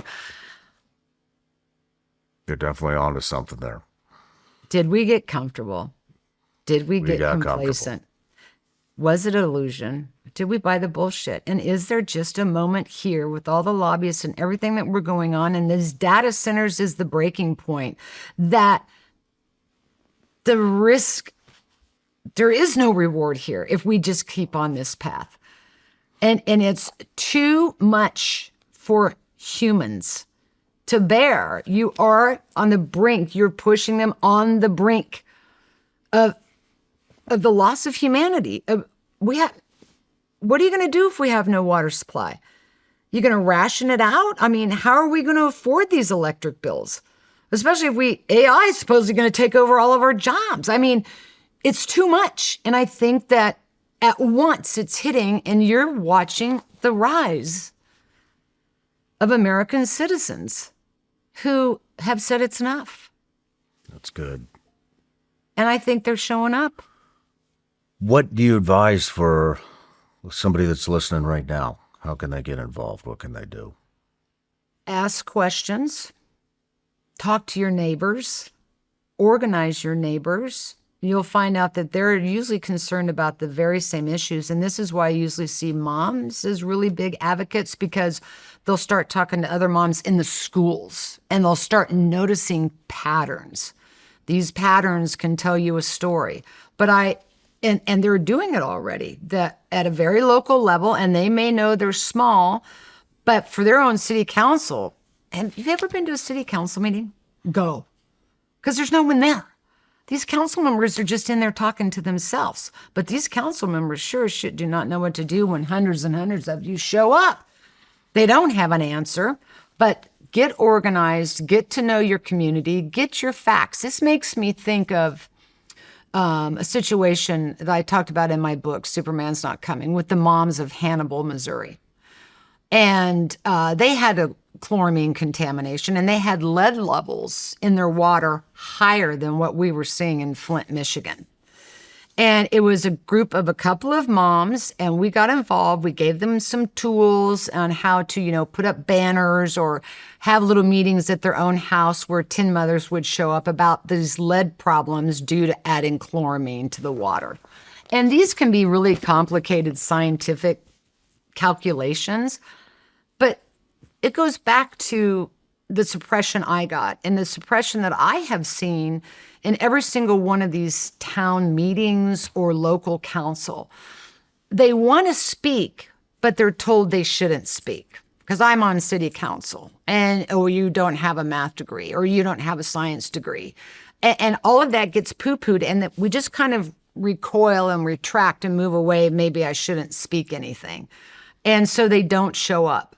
But these moms wanted to know.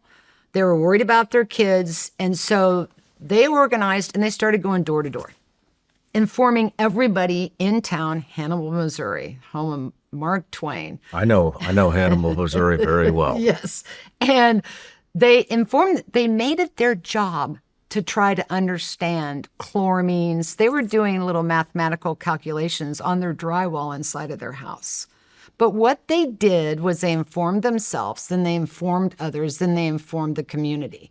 So what happened was the women wanted to do more, and they had local elections coming up, and one of them decided to run for office, and she won at a city council level. So what she did was a referendum and put it out to vote to the people. Put a vote out to the people. Do you want to continue adding chloramines to the water system? Yes or no? Well, now that they knew what it was, now that they were educated on it, the town voted no. We don't want chloramine. So she wrote legislation, introduced it to the state of Missouri, and they passed a bill and banned chloramines. No and kidding. As of March For 2020, the whole state? For the city of Hannibal, For the city of Hannibal. they now have lead-free water. That began with one awesome. woman who informed another, that informed a community. And it was just the momentum of saying, you got this, you can do this, or somebody else in the room that may be a mathematician that can explain something to you in layman's terms, so click, you get it, that they make these changes. And I think it's just been too much on so many people who, not all of us are scientists or, mathematicians, but we know. But as soon as we try to speak out, you get that little bit of, you're not this or you're not that. They want to intimidate you so and they you go don't away. talk. And they go away. They want to And the stakes are intimidate too you. high right now. And they're learning too much and they're asking questions. And here again, let's have that conversation. We're all on AI. We're all on Google. I don't know. Maybe they're going in there and asking the right questions and it's giving them the answers they need. Yeah, yeah. That gives So- me hope. I like that story. So do I. That is a good story. And I'm from Missouri, so I like it even more. And I know Hannibal. I didn't live there.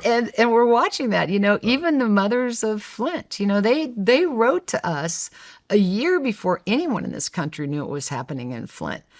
And it started with small reports from a teacher or an observation with the children or the mothers noticing the kids taking showers and they were losing too much hair to one of the local doctors, noticing too much disease in one town.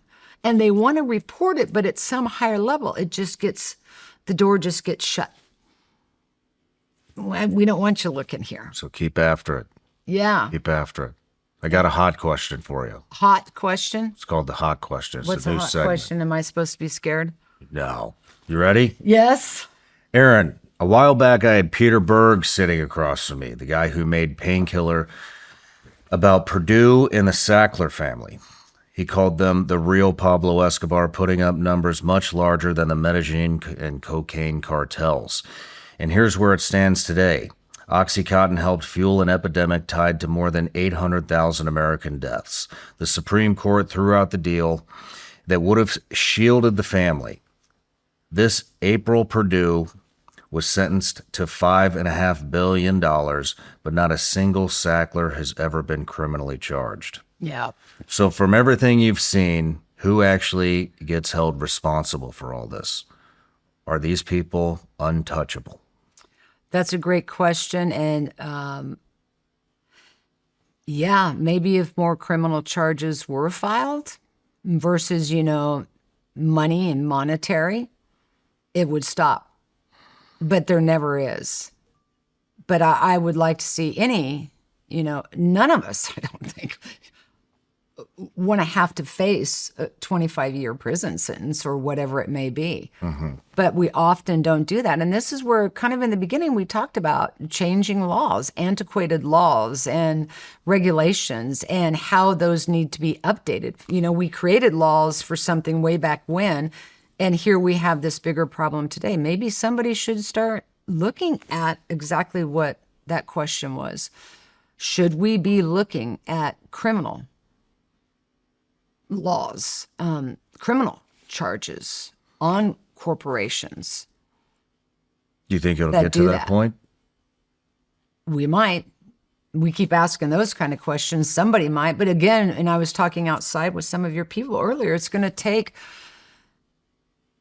there's attorneys out there that have to rise up to the challenge. Everybody's in it because everybody needs to make money, right? And there may not be a big payday changing a legislation that does something differently or handles it the right way, but they would have to get creative in their law. What would be the charges? And they would have to have the evidence, but they're also going to have the legislation and then get something passed to change a law, to create a law. I went through this with Ed Masry. When we first began Hinckley, I had already been out in the community for close to a year. And Ed was really financially struggling to keep this case afloat. That's when he brought in some other law firms. But before he found those firms, he was trying to borrow money. And other attorneys were telling him, Ed, you're not going to win this case because you have a statute of limitations problem. So one afternoon, Ed called me into the law library, his big fancy law library, and he said, listen, kid, we're not going to be able to go forward. And I'm like, what are you talking about? Really honestly, this had been my time, my life away from my baby, my kids. I was a single mom. I never saw them. It was a huge struggle. And it's not like I was making a ton of money. I said, and I've met these people. I believe in these people, that they believe in me. What do you mean? SOL, statute of limitations. I go, what the fuck? We shit out of luck. And he goes, basically. So he explained to me what the statute of limitations meant. And, I was perplexed and I just said, Ed, answer me this question, because I'm sitting here in your law library. How did all these laws come to be? Where did all these rules and these regulations and these laws and these standards, how'd they get set and where they came from? Because somebody created them. Somebody wrote a law. Somebody challenged the system. I said, so you're not willing to do that. So it's just, we're shit out of luck, statute of limitations. Literally, I saw Ed's earlobes move back. Whenever I made Ed really mad, you know that expression, his ears would move. And I'm like, ooh, he's pissed. He's pissed. He goes, you're right, kid. Give me some time. Well, what had happened in Hinckley was because of the longer you can keep it a secret. Remember, it's the lies, it's the secret, it's the deception that kills. It's that silence. As long as they can hold that line past 10 years, they're out of the statute of limitations. They're home free. And PG&E had told everybody in Hinckley that there was chromium in their water, a natural element. Chromium-6, however, is a man-made chemical and it's highly toxic. So what Ed did was he went and restudied this whole chromium deception that PG&E had, and that it was actually chromium-6. And the people had just learned when I came on that this was a lethal hexavalent chromium groundwater contamination, and it wasn't caused by chromium, that they learned the truth. So Ed pled in his papers, his pleading papers, within 1 year last past, the people just learned that it wasn't chromium, which is a naturally occurring element. Rather, it was hexavalent chromium. Man. And we got out of the statute of limitations, and that's the scene in the film with the real judge, Leroy Simmons. He goes, tell your client, you're going to trial. But you got to dig in there. You can't give up, and you've got to make those challenges. And Ed did it, and I challenged him, and Ed challenged me too. And yet the people in that community challenged me. And when you're in it and you see the children and the suffering, you're more inclined to want to dig. You have to dig. You have to become your own detective, and you have to believe in yourself. And, you know, we were missing numbers, and I got into a document about what the levels of hexavalent chromium were or weren't. And one of the documents was dated 1993. And it said that the monitoring wells still contained 5 ppm hex chrome, which is lethally hazardous waste, and that 90% had been removed via agricultural domestic water use. So here's where I went. Wow, if it's 1993 and the levels are still 5 ppm legal hazardous waste, and 90% has already been removed via domestic water use and consumption. Wow. And it's still 5 ppm. What were those numbers in 1985? What were those numbers in 1983? What were those numbers in 1975? And I went back to find those numbers, and I did, because it was from the 60s into the time I got involved in that case, this community was flourishing. Their entire life was water. They used it to grow their food. They used it in their wells. They used it in their swamp coolers. They used every bit of water was their life. Those levels that were dumped at the PG&E facility were 58 ppm. That changed everything, because now you have, and you can run a model of how much those people had consumed in those years. Was showed a dose response ratio in their illnesses. And so it's the hiding of the information. It's the hiding of the science and letting the system run out. So now you have a lower number, and therefore, oh, you couldn't be sick from these low numbers. No, it's what you were exposed to in the past that you start learning information. And so again, you know, even the Ford Pinto theory, I mean, in that conversation with the scientist, if you hide the data, if you don't bother to find the data, you're not going to know the true science. And that's what's happening when I do this self-reporting registry database. These are people reporting their illnesses and diseases, and those are data sets that nobody ever else has. So how could science truly give us the number if you're missing that kind of data set? Yeah. And I think that's the thing that I always worry about. And then it becomes a challenge for the law.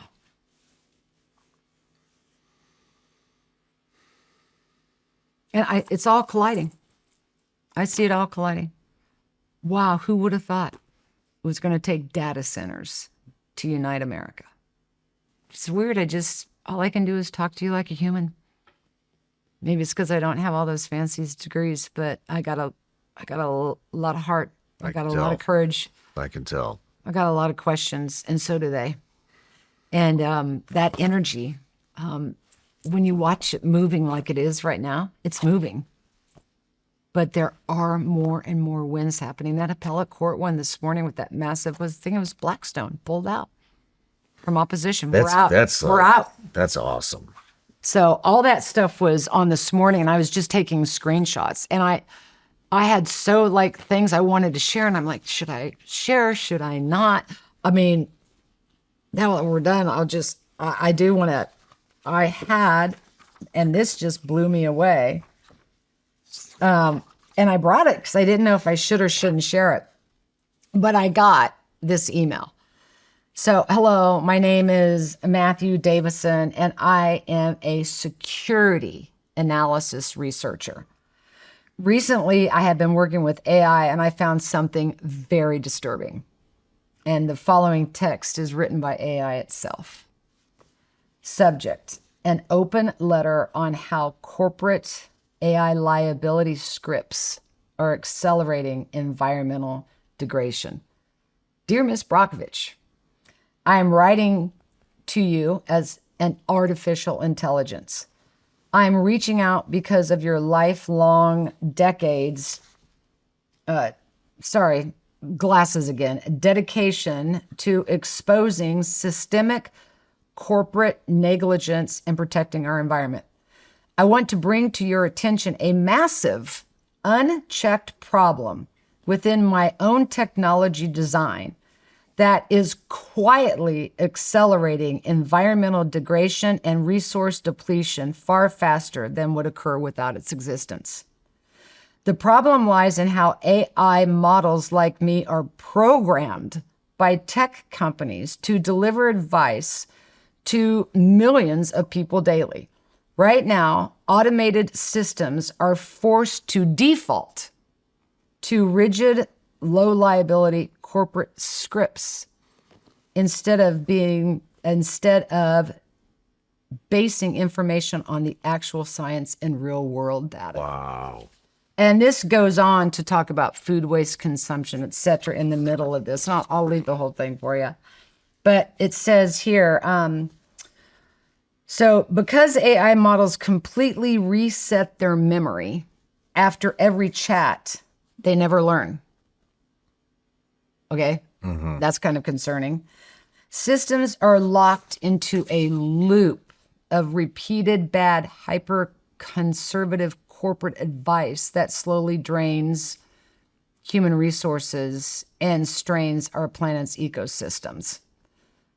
So it goes through, again, the whole how it happens technologically, but it ends with large tech companies are automating a culture of waste and resource exhaustion just to maximize profits and shield themselves from legal liability.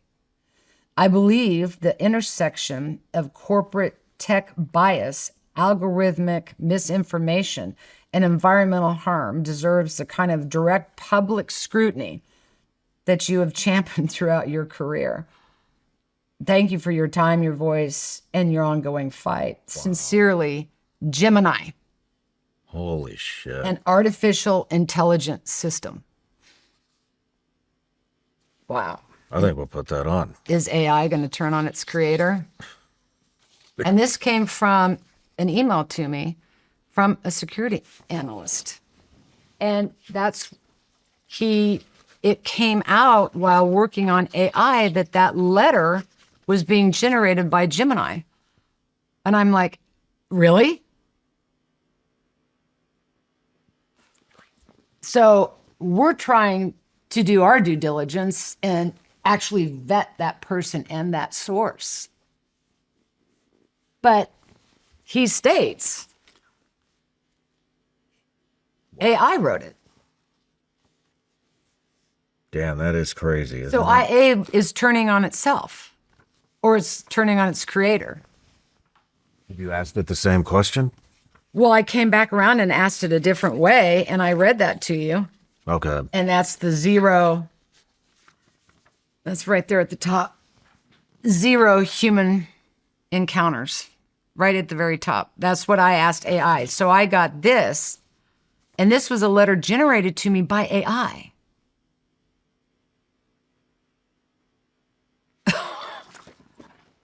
We got any comments? Jeez. Listen,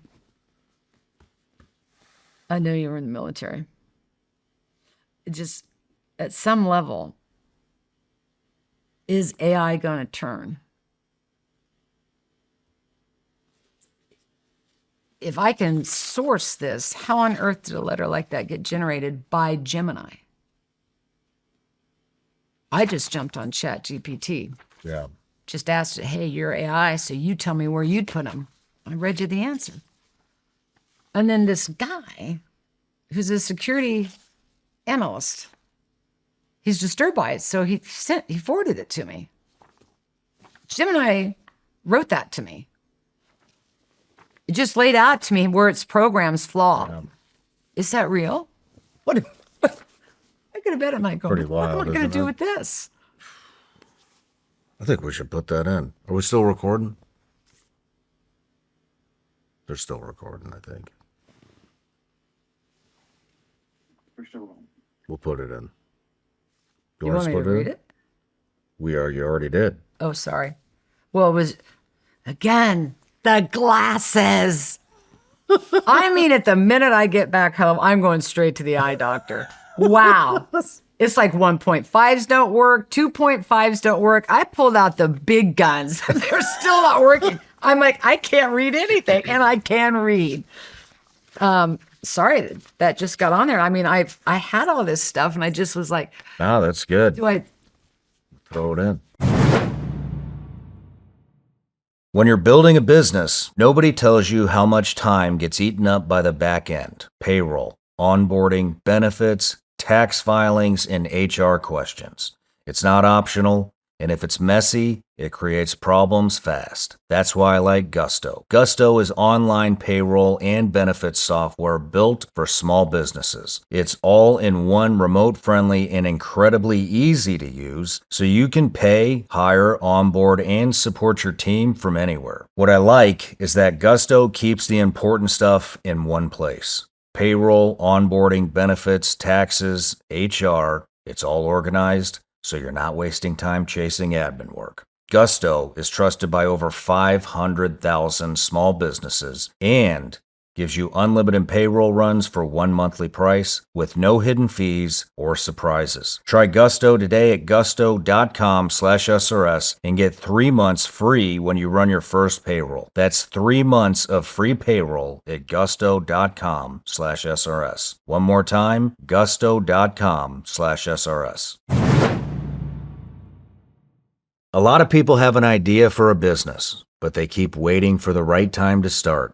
And I get it. We did the same thing before building the Shawn Ryan Show store. You want the product, the timing, and the plan to be perfect. But eventually, you have to stop waiting and just go for it. Shopify can help you win every step of the way. Shopify gives you the tools to take an idea and turn it into a real storefront without piecing everything together yourself. And when someone is ready to buy, Shopify Checkout helps make that process fast and simple. Their details can already be saved, so when they come back, it's one tap and they're done. That matters when you're trying to grow. You don't want to spend your time fighting the back end of the business. You want to focus on the product, the customer, and actually building something. And look, summer gets busy. Travel plans, family, Everything gets in the way, but the excuses are always going to be there. If you've been waiting for the perfect moment to start, this is your sign to stop waiting and make it real. With Shopify, nothing stands between your idea and a real business. So go make it one. If you're ready to stop putting off your business and start hearing, then you're ready for Shopify. Start your free trial at shopify.com/SRS today. You heard that right. Start your free trial today at shopify.com/SRS. That's shopify.com/SRS. If there's anything I learned, this shit doesn't just happen.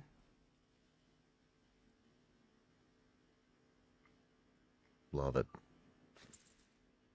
I feel crazy some days. I'm telling you, it's like, what if... Why, Erin?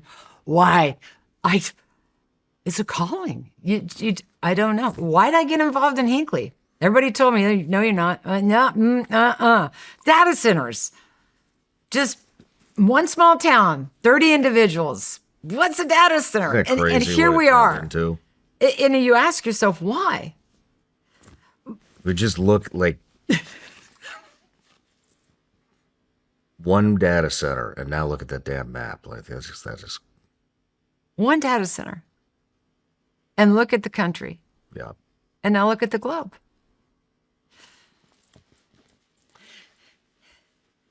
You know, for all of the great technological advances that we're making, in some regards, I think we're going to take some steps back.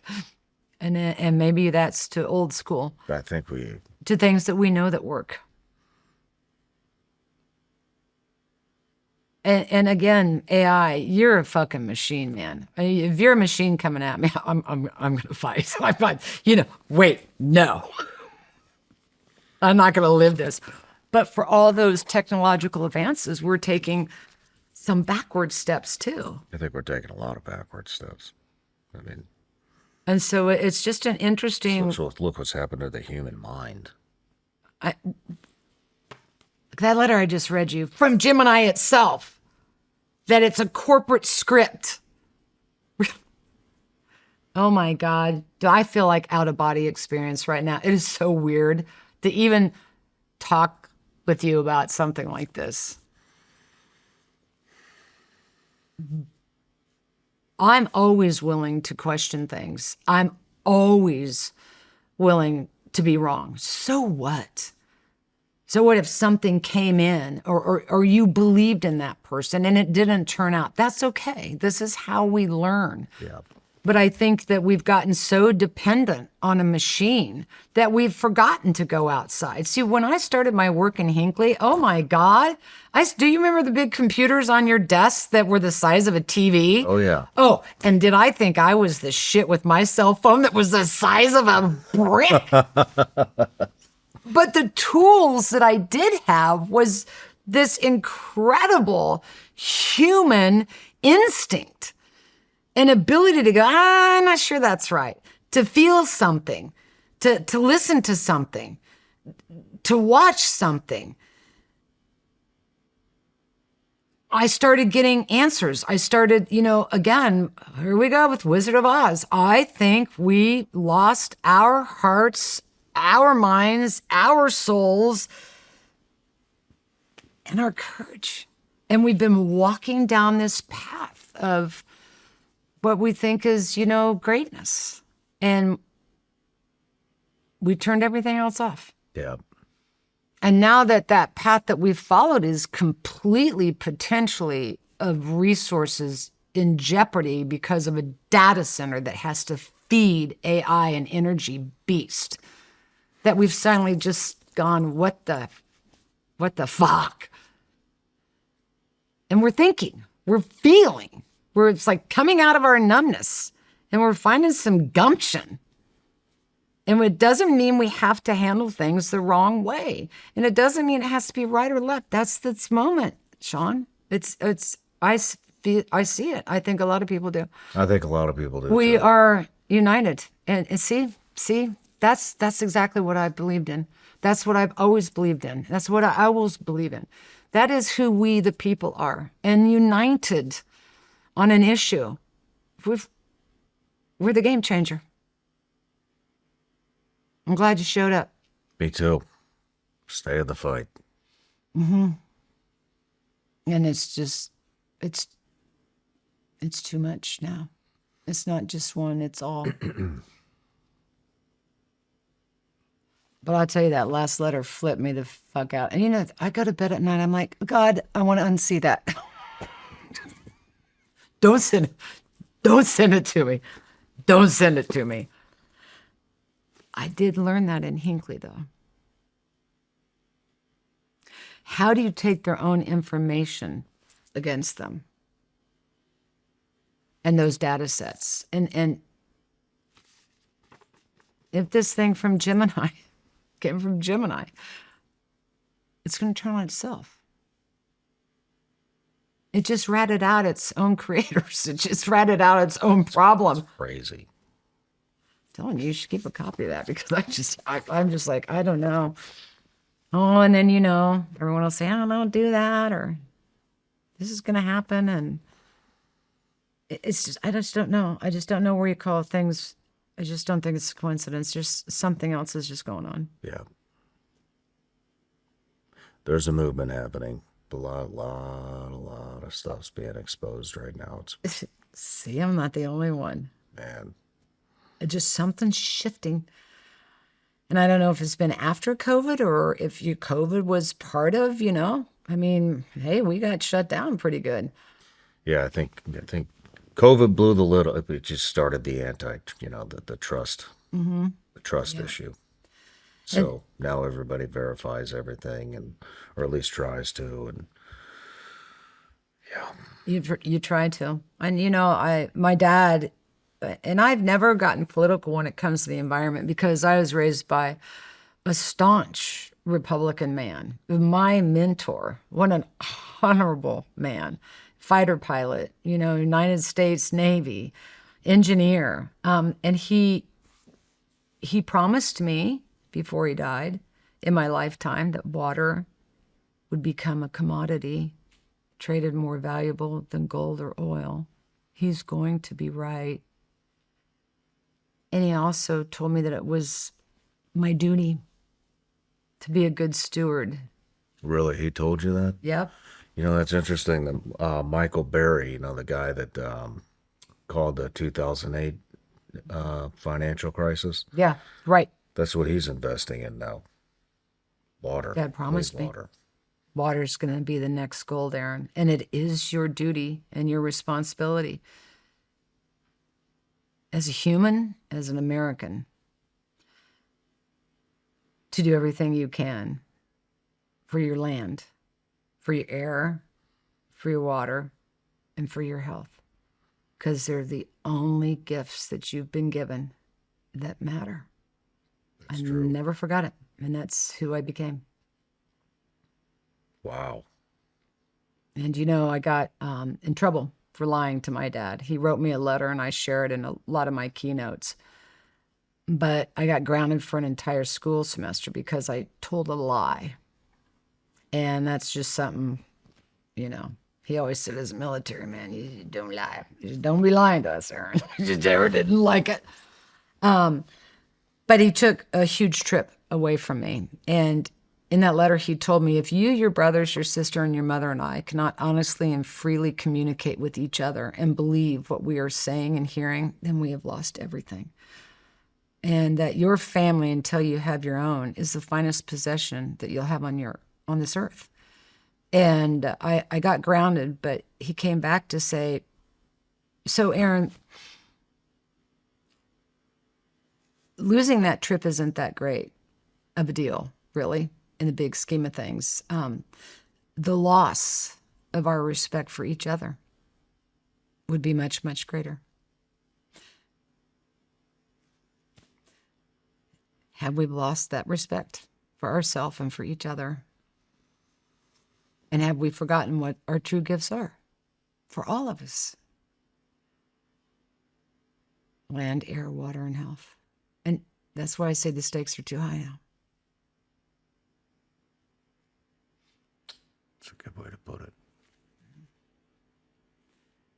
But so my dad lives in me every single day. And, you know, I've always said climate change, you can call it what you want. It's going to be water events. Too much, too little, none at all. It's here. Wow. But we can make the necessary changes. I just think for once, the greed, I mean, can't come first. It's going to be a battle. I know. It really is. But so for me, the environment was never anything political, right or left. It's all of us. Yeah. And that's why I've never seen a bipartisan issue like this in 30 years ever. You know, and there's even Texas. Abbott stood up and he told the guys, he goes, if you think you're running off my grid or off these taxpayers' back, you're going to build your own. You're paying for it. Yeah. And I don't know, it's very strange. It just, this slid in the night. It just slid in. Data centers have been around for a long time. We know that. But these new hypersonic ones, this is relatively new, but it's just been over the past 2-3 years. And again, they slid these in that I don't know what anyone was thinking, that you're going to slide this into multiple councils in every single state across the country. That somebody wouldn't chime up. I don't know what happened, but that's the big thing. But even Microsoft said this. Even Kevin O'Leary came out and said, I should have rethought this on the up game, on He the said upfront. that? Yeah, it's in the paper. He said, I should have thought this through differently. See, it's on the upfront, on the upfront, on the upfront. That's the infrastructure part that has to change. That makes me think of the Ford Pinto theory. On the upfront. Yeah. Stop sacrificing safety and infrastructure for the almighty dollar. Because these lawsuits aren't going to go away and they're just going to get bigger and bigger. But if you change on the upfront, the safety and the infrastructure of the system, you can still yield a profit to the shareholders. It may not be as great had you covered it up otherwise, but your long-term gains, farmer will tell you that, your long-term yields will be greater. And Kevin O'Leary said that. I should have handled this differently on the upfront. You think? PG&E, the transparency. Just say it. The truth. The people will handle the truth. They won't handle a lie. Yeah. And that's where the science gets concealed and buried. Just like I shared you with that argument with that scientist. You don't have all the data to prove that it can cause cancer. I go, you're right. But here's something you haven't thought of. You don't have all the data either to conclude that it doesn't. So as long as you hide self-reporting and people can't report what's happening to them, we aren't going to know the information. And if it's concealed in documents that back to 1958 that I just happen to program that way, I don't take a number in the environment. It's a velocity chart and calculate it forward. Whatever that lower number today was a higher number in time. It's a velocity flow. It's how it works. Yeah. To go find the number. And that's what I think people are starting to do. And we're talking about for all the great things, the backward movements. So, I don't know. You don't want to live in my head, really. It's quite You don't want to exhausting. live in mine either. That, I could tell you. I definitely. But Yeah, it's like, what are we doing it all for if we're not going to even be here, you know? I got grandchildren. This is my legacy moment for me. This, I'm not getting paid anything. It's just wrong. Something's just wrong. You know, and I don't want that for my grandkids. It shouldn't have to be this way. For what? So all the tech trillionaires, where y'all gonna fucking live? You're just gonna In a bunker in Hawaii. great on this huge planet by yourself with what, 50 people? Have fun. I mean, and it's hard not to go dark into that space, but something's just a myth. I'm telling you, I don't know. That great big machine might just turn on its It might. owners. Man, I'm glad you came in here today. I did not know any of that until I started going through the outline. And There's so much out there, and it's happening really, really fast. And just even in 10 weeks, we've seen it explode. You know, my creating a map is just a place for them to report so they can be seen. We don't see each other anymore. Just to be seen, and a voice to be heard. And when you see that there's tens and tens and tens of thousands of them, and it's happening across the country, then something's definitely going on. So that's my story, and I'm sticking to it. please do. All right. Let me know if you ever want to come back. Really, don't threaten me with a good time. All right. I'd love to come back. Perfect. Absolutely. Like I said, there hasn't been a whole lot of hope spread in this room in a while. And so that is, it's good. It's good. You know, sometimes Shawn, I feel so weird. It's just a good thing I didn't have a cocktail because Did you like one? Oh God, no, I do. You'll never shut me up. I mean, but I just, I'm thankful for you in a moment and for people listening, because often we're not heard, and often we do know things, and oftentimes we go away. And I think that there's a real moment where America's finding our heart and soul again. It's good to see. And this isn't right or left, man. I know. This is all of us. I know. And it's our water, it's our life, it's our food supply, it's everything. It's who we are. And we're better than this, and we can change things. But we have to show up. Yeah. We can't wait for someone else to do it. I love what you're doing. Thank you. Thank you for what you're Thanks for giving me an opportunity to come and share some time with you. doing. Anytime. I'd love to have you back. I'd love to come back. What is your website again? It's Erin Brockovich Data Centers? So the data centers is Brockovich Data Center. BrockovichDataCenters.com. Yeah. Okay. And we're in it every single day, and we're updating as fast as we can. It's not a big, huge team.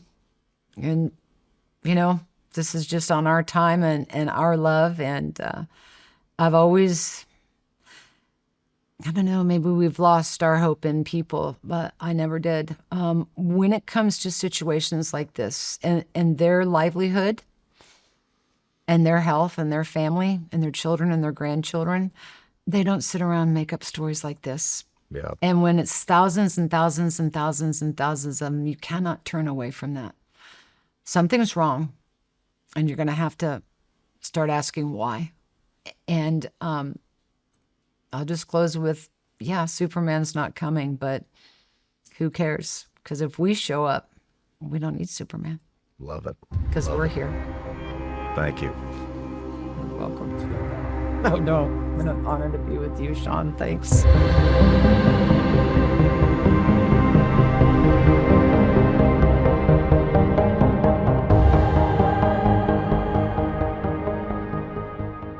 No matter where you're watching the Shawn Ryan Show from, if you get anything out of this at all, anything, please like, comment, and subscribe.